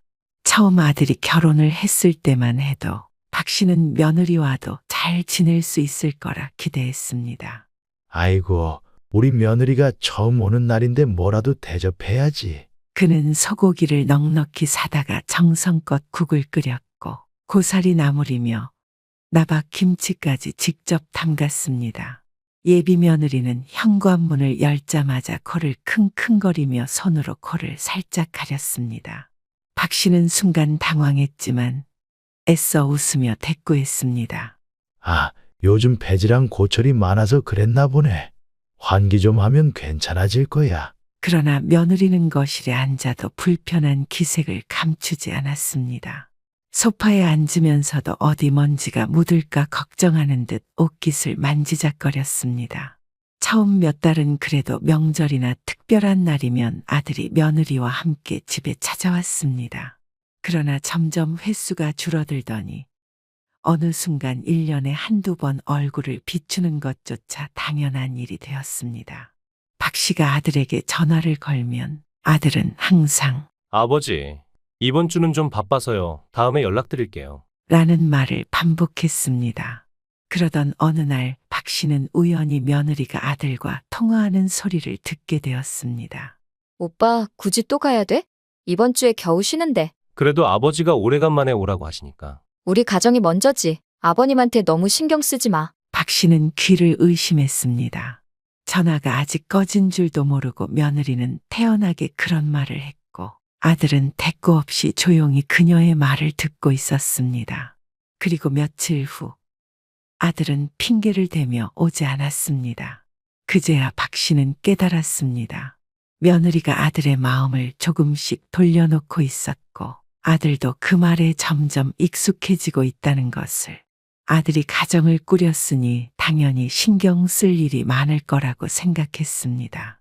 그래, 뭐 요즘 젊은 애들은 다 바쁘게 살지 않나. 내가 그냥 덜 서운하게 생각하면 될 일이지. 박성호 씨는 동네에 있는 작은 바둑방으로 향했습니다. 이곳은 몇십 년을 함께해온 친구들이 모이는 단골 장소였습니다. 바둑판에 돌을 하나씩 올려놓으며 친구들과 한판을 시작했습니다. 야, 성우야.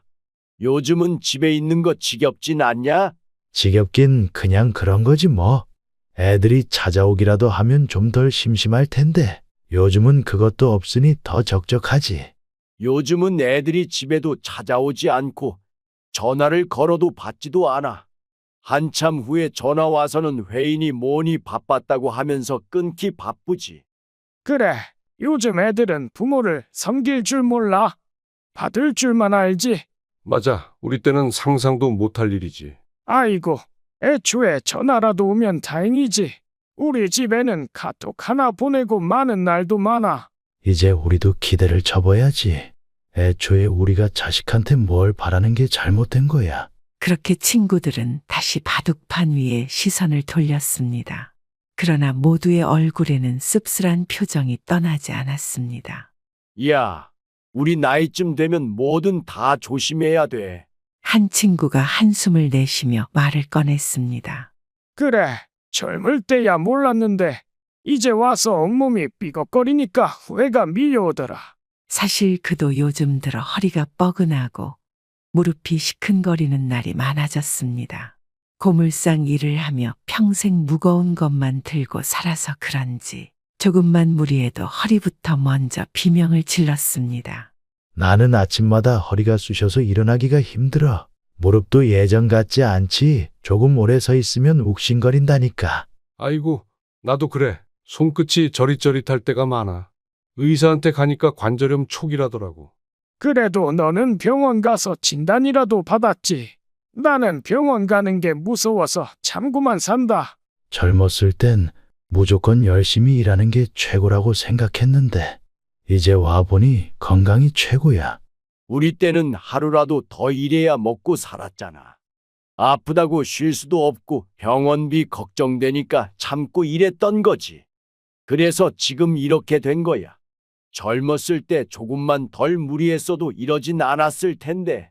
박 씨는 바둑판 위에 돌을 하나 내려놓으며 생각했습니다. 건강검진이나 한번 받아볼까? 평소처럼 아침에 일어난 박성호 씨는 습관적으로 마당으로 나섰습니다.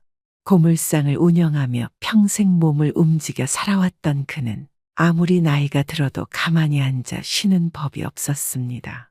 오늘도 집안일을 하나둘 해치우고 마당에 널어둔 빨래를 정리하기 위해 손을 뻗었습니다.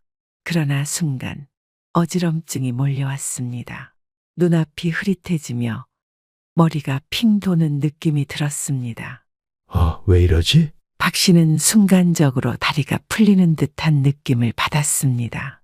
손을 들어 어디라도 붙잡으려 했지만 이미 균형을 잃고 몸이 앞으로 기울고 있었습니다. 쾅! 그의 몸이 마당 한복판에 힘없이 쓰러졌습니다. 손에서 빨래가 흩어졌고 옆에 있던 대야가 바닥에 나뒹굴며 요란한 소리를 냈습니다. 마침 그때 이웃 주민이 지나가고 있었습니다. 옆집에 사는 박 씨의 오랜 이웃 김 할머니였습니다.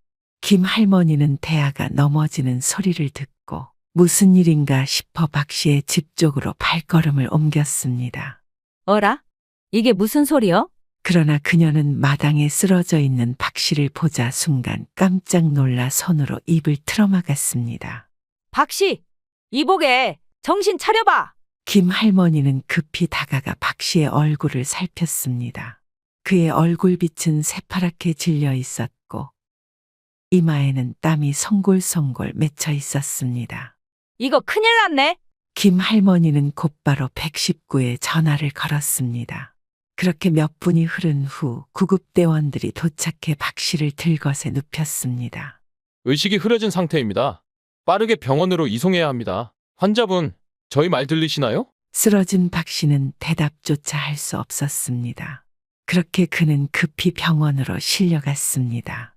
머리는 무겁고 온몸이 축 처져 있었지만 다행히 숨은 쉬어지고 있었습니다. 그때 누군가의 목소리가 들려왔습니다. 환자분 들리십니까? 의사의 목소리였습니다. 박 씨는 간신히 눈을 떴고 눈앞에 흰 가운을 입은 남자가 서 있는 것이 보였습니다. 천만다행입니다. 골든 타임을 놓치지 않아서 뇌졸중을 무사히 넘기셨습니다. 내가 죽을 뻔한 겁니까? 네, 만약 발견이 늦었더라면 큰일 날 뻔했습니다. 뇌졸중은 시간이 생명인데 이웃분 덕분에 빠르게 병원에 오실 수 있었습니다. 박 씨는 순간 김 할머니의 얼굴이 떠올랐습니다. 박 씨는 천천히 숨을 들이마시며 머릿속을 정리했습니다. 의사는 차트에서 무엇인가를 확인한 뒤 다시 말을 이었습니다. 고혈압을 방치하면 위험합니다. 이번 일이 경고라고 생각하시고 앞으로 건강을 더 신경 쓰셔야 합니다. 음식 조절도 하셔야 하고 약도 꾸준히 드셔야 합니다. 박 씨는 천천히 고개를 끄덕였습니다. 예, 알겠습니다. 그래도 살아서 깨어났으니 다행이지.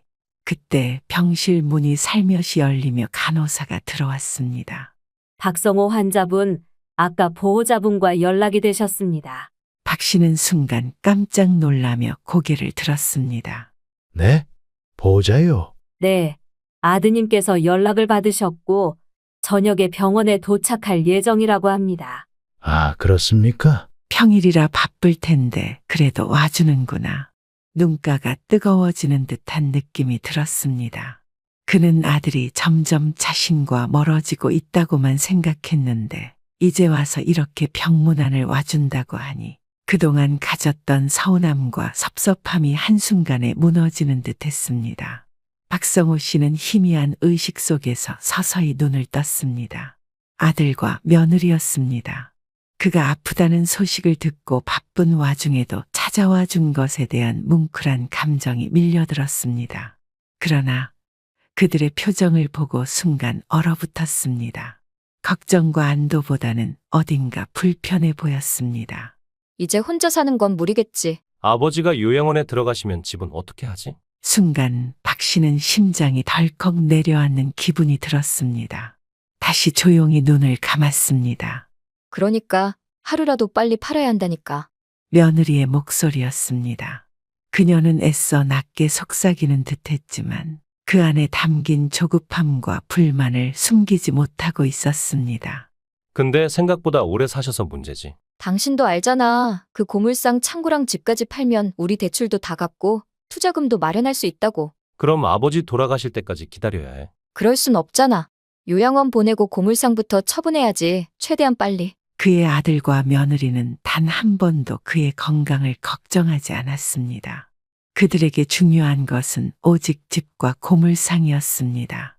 아들은 그가 오래 사는 것을 문제라고 여겼고 며느리는 집과 창고를 팔아 빚을 갚고 투자할 계획을 세우고 있었습니다.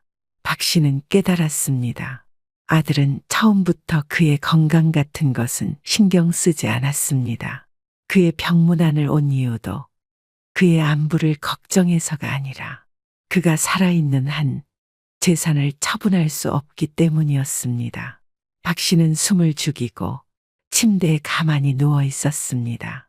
손가락 하나 까딱할 힘조차 나지 않았습니다. 눈을 감았지만 그의 가슴 속에는 뜨거운 것이 차오르고 있었습니다. 분노일까요? 서러움일까요? 어느 쪽이든 그 감정을 말로 표현할 수 없었습니다. 이제 어떻게 해야 할까? 그래도 다행인 건 오빠가 외동이라서 혼자 다 받으니까 좋다. 희미하게 웃으며 속닥거리는 며느리의 목소리였습니다. 그 말과 함께 둘이서 나지막하게 웃는 소리가 들려왔습니다. 그러게 형제 있었으면 골치 아팠을 텐데. 그가 살아온 인생의 결과가 겨우 이 정도라면 더 이상 미련을 가질 이유가 없었습니다. 좋다. 너희들 뜻대로 되지는 않을 거다. 그렇게 박 씨는 마지막으로 스스로를 지키기 위한 준비를 시작하기로 했습니다. 잠시 후 병실 문이 다시 열리고 아들과 며느리가 들어왔습니다. 박 씨는 천천히 잠에서 막 깨어난 척하며 눈을 떴습니다. 그는 침대에 누운 채 천천히 눈을 깜빡이며 힘없이 그들을 바라보았습니다. 그러자 아들과 며느리는 얼굴에 두꺼운 가면을 쓴 듯 걱정스러운 표정을 지으며 다가왔습니다. 그들은 마치 진심으로 놀라고 가슴 아픈 사람들처럼 연기하고 있었습니다. 아들이 그의 손을 잡으며 말했습니다. 아버지, 갑자기 쓰러지신 거예요? 저희가 정말 얼마나 놀랐는지 아세요? 박 씨는 말없이 그를 바라보았습니다. 그러나 아들은 눈가를 찡그리며 마치 극심한 걱정에 휩싸인 자식처럼 말을 이었습니다. 병원까지 운전해서 오는데 손이 벌벌 떨렸어요. 그러자 곁에 있던 며느리도 곧장 말을 보탰습니다. 아버님, 의사 말로는 뇌졸중이라는데 이제 어떻게 혼자 사시려고요? 솔직히 저희도 걱정이 너무 커요. 아버님 건강이 걱정돼서 잠도 제대로 못 자겠어요. 아버지, 이제 연세도 있으신데 이런 큰일을 겪으셨으니 혼자 계시는 건 너무 위험하지 않을까요? 요양원 같은 곳에 가시면 아무래도 관리도 잘 해주고 안전하지 않을까요? 박 씨는 이들의 연기를 조용히 지켜보았습니다. 그래, 요양원에 들어가야겠다. 그 말이 떨어지자 아들과 며느리는 순간 표정이 밝아지는 걸 애써 감췄습니다. 그들의 눈빛에는 분명히 기쁨이 스쳐 지나갔습니다. 그러나 그들은 곧바로 다시 걱정스러운 표정을 지으며 목소리를 한 톤 낮추었습니다. 그래요. 거기 들어가시면 다들 잘해주실 거예요. 오히려 속으로는 웃고 있는 것이 분명했습니다. 아들도 한층 가벼워진 목소리로 그의 손을 꼭 잡으며 말했습니다. 아버지, 저희가 꼼꼼하게 잘 알아보고 좋은 곳으로 모실게요. 현명한 결정이에요. 저희도 자주 찾아뵐게요. 찾아오긴 뭘 찾아와. 빨리 집 팔 생각에 신났겠지. 박 씨는 멍한 표정으로 천장을 바라보며 천천히 한숨을 내쉬었습니다. 아버지, 저희가 아버지를 위해서 하는 말이에요. 저희 믿으시죠? 그래, 한번 어디까지 가나 보자. 그는 이미 결심을 굳혔습니다. 아들 부부가 그토록 바라던 대로 요양원에 들어갈 것처럼 행동하기로 말입니다. 그러나 박 씨는 결코 그들의 뜻대로 되게 내버려 두지 않을 것이었습니다. 그는 그 누구보다도 오래 살아남아 자신의 모든 것을 지켜낼 것입니다. 그리고 마지막 순간에 그들에게 통쾌한 한 방을 안겨줄 생각이었습니다. 박 씨가 요양원에 도착한 날, 아들과 며느리는 유난스럽게 밝은 표정을 지으며 그를 안내했습니다. 요양원 입구에 들어서자 며느리는 주위를 두리번거리며 마치 어디 좋은 호텔이라도 온 듯한 반응을 보였습니다. 어머, 아버님, 여기 시설 정말 좋네요. 역시 혼자 지내시는 것보다 요양원에서 이렇게 친구분들과 같이 지내시는 게 훨씬 낫네요. 박 씨는 묵묵히 요양원 안을 둘러보았습니다. 어르신들이 조용히 텔레비전을 보거나 작은 정원을 산책하는 모습이 눈에 들어왔습니다. 아버님, 여긴 다들 또래분들이 계시니까 금방 친해지실 거예요. 빨리 적응하셨으면 좋겠어요. 필요한 거 있으시면 언제든 말씀해 주세요. 저희도 최대한 시간 내서 자주 올게요. 그러나 박 씨는 그 말을 들으며 속으로 피식 웃었습니다. 박성호 씨는 요양원 생활이 생각보다 나쁘지 않다고 느꼈습니다. 처음 들어올 때는 여기서 얼마나 적응할 수 있을까 하는 걱정이 앞섰지만 시간이 지나면서 그는 나름의 만족을 찾았습니다. 이곳에는 비슷한 연배의 사람들이 많았고 그들과 바둑을 두거나 가벼운 운동을 하며 하루를 보내는 것도 나쁘지 않았습니다. 무엇보다 병원과 가까운 시설이라 건강관리도 체계적으로 받을 수 있었고 요양보호사들이 세심하게 신경 써주는 덕분에 생활이 훨씬 편해졌습니다. 박 선생님, 오늘은 미술 시간인데 그림 한번 그려보시겠어요? 처음에는 거절하려고 했지만 막상 붓을 잡아보니 묘하게 집중이 되면서 마음이 편안해지는 것을 느꼈습니다. 어르신, 이거 정말 잘 그리셨는데요? 감각이 있으시네요. 직원이 칭찬할 때마다 박 씨는 쑥스럽게 웃으며 붓질을 이어갔습니다. 예전에는 고물상을 운영하며 항상 몸을 움직여야 했지만 이제는 조금 더 여유롭게 하루하루를 보내고 있었습니다. 그러나 그의 예상대로 아들과 며느리는 거의 찾아오지 않았습니다. 처음 요양원에 들어왔을 때만 해도 아들은 아버지, 자주 찾아뵐게요 라며 다짐했지만 현실은 반년에 한 번 얼굴을 보이는 정도였습니다.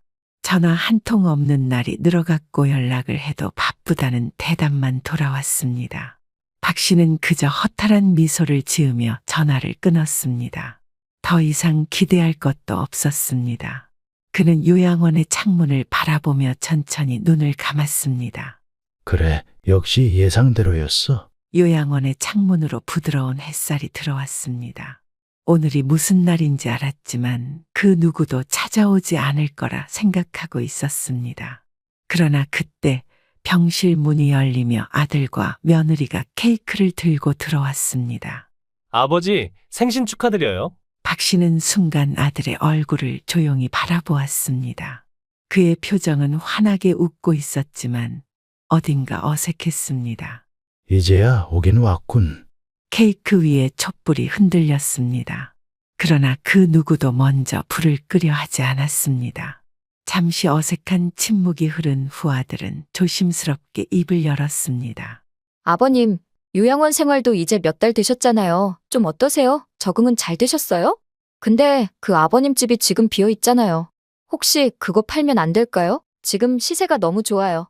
지금이 딱 적기라고 하더라고요. 어차피 저희 주실 거면 미리 증여하는 게 나중에도 더 편하고요. 그 순간 촛불이 흔들리더니 이내 천천히 꺼졌습니다. 박 씨는 가만히 케이크 위에 꺼진 촛불을 바라보다가 천천히 한숨을 내쉬었습니다.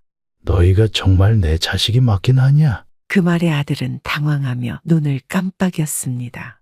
네? 내 생일에 찾아와서 축하를 하는 게 아니라 집을 팔아달라고 하러 온 거냐? 아, 아버지 그런 뜻이 아니라. 그러나 박 씨는 피식 웃으며 말을 잘랐습니다. 아니, 그 뜻 맞잖아. 박성호 씨의 단호한 말에 병실 안의 공기가 순간적으로 무거워졌습니다. 그러나 며느리는 빠르게 태세를 전환하며 상냥한 목소리로 말을 꺼냈습니다. 어머, 아버님. 저희가 자주 못 와서 많이 서운하셨나 봐요. 죄송해요. 그녀는 애써 미소를 지으며 손을 모았습니다. 저희도 일이 너무 바빠서 그만 요즘 진짜 정신이 없었거든요. 그래도 건강은 괜찮으신 거죠? 너는 반년 만에 와서 한다는 소리가 그거냐? 그녀는 눈을 깜빡이며 당황한 기색을 감추지 못했습니다. 아, 아니요, 아버님. 그런 뜻이 아니고요. 오해하시지는 마세요. 저희도 내려오면서 잠깐 찾아봤는데 지금 팔아도 괜찮을까 싶어서 그냥 가볍게 이야기해 본 거예요. 그러나 그 순간 옆에 있던 아들은 눈썹을 찌푸리며 며느리를 슬쩍 꼬집었습니다. 그러게, 아직 말씀드리지 말자고 했잖아. 몸도 불편하신데 그런 거 신경 쓸 겨를이 어디 있겠어. 당신은 말이야, 눈치도 없이. 그러자 며느리는 입술을 깨물며 당황한 얼굴로 남편을 쳐다보았습니다. 아들의 눈빛이 순간 번뜩였습니다. 아버지, 이런 복잡한 문제들은 저희가 다 알아서 할게요. 아버지께서는 건강만 신경 쓰시면 돼요. 이런 복잡한 건 저희가 처리할게요. 아들은 자신감에 찬 표정을 지으며 마치 자신이 이 복잡한 문제를 해결해 줄 사람이라는 듯이 당당하게 말을 덧붙였습니다. 저희한테 넘겨주시면 변호사를 통해서 다 알아서 하겠습니다. 그러나 박 씨는 이미 알고 있었습니다. 그가 원하는 것은 집과 고물상이었지 자신의 안위나 건강을 걱정해서 하는 말이 아니라는 것을. 며느리는 옆에서 아들의 팔을 가볍게 두드리며 맞장구 쳤습니다. 맞아요, 아버님. 요즘은 전문가한테 맡기는 게 제일 좋아요. 그래, 결국 이 말을 하려고 온 거였구나. 난 지금 여기서 잘 지내고 있고 아무 문제 없는데 왜 너희한테 권한을 넘겨야 하는 거냐? 아들의 얼굴에서 순간적으로 미묘한 당황스러움이 스쳤습니다. 너희 말을 참 이상하게 하는구나. 그가 조용히 반문하자 아들의 표정이 순간 굳어졌습니다. 난 아무 문제 없으니 걱정 마라. 박성호 씨가 단호하게 거절하자 며느리는 완전히 뾰로퉁한 표정이 되었습니다. 그녀는 입을 꼭 다문 채 얼굴을 옆으로 돌렸고 그 순간부터 집에 갈 때까지 단 한마디도 하지 않았습니다. 그날 저녁 아들과 며느리는 어색한 분위기 속에서 급히 요양원을 나갔습니다. 어느 날 요양원의 작은 정원 벤치에서 혼자 차를 마시고 있던 박 씨는 옆자리에 앉아있던 김영수 씨가 조용히 말을 걸어왔습니다. 박 선생, 처음엔 많이 힘들었죠? 박 씨는 찻잔을 살며시 내려놓으며 고개를 끄덕였습니다. 뭐 그렇지요. 그래도 이제 좀 적응이 되긴 했습니다. 나도 처음엔 자식들이 자주 올 줄 알았어요. 결국 몇 번 얼굴 비추고는 연락도 뜸해지더라고. 결국 내가 가진 게 없어지니까 연락도 끊기더군요. 내 집까지 팔아넘기고 나니까 더 이상 찾아올 이유가 없어진 거지. 박 씨는 조용히 찻잔을 감싸주며 자신의 상황과 너무나도 닮아있는 이야기라는 걸 깨달았습니다. 결국 돈 앞에선 부모도 남이더라고. 김 선생, 난 그놈들에게 절대 내 것을 넘기지 않을 겁니다. 잘 생각하셨습니다. 우리 같은 사람들이 가질 수 있는 마지막 권리, 그거마저 빼앗길 필요 없지 않겠습니까? 박 씨는 다시 한번 깊이 고개를 끄덕였습니다. 이제야 마음이 확실해졌습니다. 다음 날 아침 박 씨는 오래 알고 지내던 변호사에게 전화를 걸었습니다. 내일 시간 좀 내줄 수 있겠나? 아, 박 선생님, 오랜만입니다. 요양원 생활은 괜찮으신가요? 그럭저럭이요. 그런데 중요한 일이 있어서 만나야겠소. 변호사는 흔쾌히 시간을 내주었고 다음 날 박 씨는 요양원으로 변호사를 불렀습니다. 변호사와 마주 앉은 그는 한참 동안 말없이 손을 깍지 낀 채 창밖을 바라보았습니다. 그리고 조용히 그러나 확신에 찬 목소리로 입을 열었습니다. 내가 죽으면 전 재산을 기부하고 싶소. 변호사는 순간 놀란 표정을 지으며 박 씨를 바라보았습니다. 네? 박 선생님, 가족들에게도 조금은 남겨두셔야 하는 거 아닙니까? 박 씨는 그 말을 듣고 쓴웃음을 지으며 고개를 저었습니다. 가족? 그는 잠시 말없이 생각에 잠겼습니다. 그리고 한참 만에 다시 입을 열었습니다. 나는 그놈들에게 이미 죽은 사람이었어. 변호사는 아무 말도 하지 못했습니다. 박 씨의 말에서 그가 어떤 세월을 겪어왔는지 느낄 수 있었기 때문이었습니다. 그렇게 박 씨는 자신의 집을 포함한 모든 재산을 노인복지기금에 기부하는 유언장을 작성했습니다. 그는 이제야 비로소 후련한 마음이 들었습니다. 이제 됐어. 더 이상 미련도 후회도 없다. 그는 마지막으로 유언장에 서명하며 아들에게 남길 것이 더 이상 없음을 확신했습니다. 몇 년 후 박성호 씨는 결국 조용히 세상을 떠났습니다. 그의 부고를 들은 아들과 며느리는 형식적인 슬픔을 표하며 장례를 치렀습니다. 그러나 그들의 진짜 관심은 오직 한 가지였습니다. 이제 집과 고물상이 우리 것이 되겠구나. 장례를 마친 직후 아들과 며느리는 곧바로 변호사 사무실을 찾았습니다.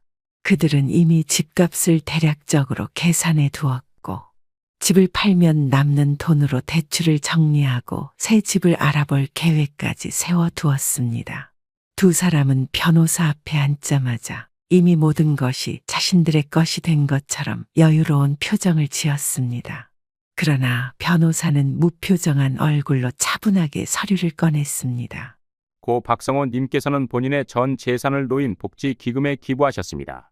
그 말이 떨어지자 아들과 며느리는 순간 귀를 의심했습니다. 네? 기부요. 며느리는 황급히 남편을 쳐다보았고 아들은 당황한 얼굴로 변호사를 바라보았습니다. 무슨 기부 말씀이신데요? 그럴 리가 없어요.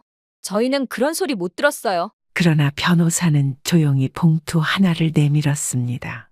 고인께 마지막으로 남긴 편지입니다. 아들은 손을 떨며 봉투를 열었습니다. 그리고 안에 들어있던 한 장의 편지를 조심스럽게 펼쳤습니다. 네가 나를 요양원에 보내고 싶어 했다는 것 모를 줄 알았느냐? 그래, 너희가 원하는 대로 요양원에 들어가 주마. 하지만 그 대가는 혹독할 것이다. 네가 바라던 그 집 이제 네 것이 아니다. 그동안 고생했다. 이제 내 손으로 직접 벌어서 살아라. 아들은 손에서 편지를 떨어뜨렸습니다. 눈앞이 새하얘졌고 손끝이 차갑게 얼어붙었습니다. 며느리도 망연자실한 얼굴로 편지를 내려다보았습니다. 그들의 머릿속에는 오직 한 가지 생각만이 가득 차 있었습니다. 설마 진짜 아무것도 남지 않은 거야? 그들은 부모의 재산이 당연히 자신들의 것이 될 것이라 믿었습니다. 그러나 아버지가 남긴 것은 유산이 아니라 뼈저린 후회뿐이었습니다. 그러나 현실을 부정하듯 아들은 곧장 변호사의 팔을 움켜쥐었습니다. 변호사님, 이거 확실한 거예요. 아버지가 뇌출혈로 쓰러지셨는데 제정신이 아닐 때 쓰신 거 아니에요?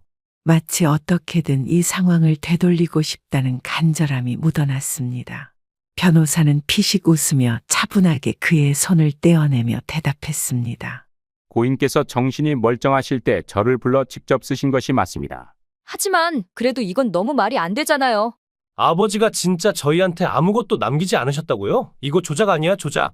어머, 내가 생전에 얼마나 잘 챙겨드렸는데 어쩜 이럴 수가 있어. 소송할 거야.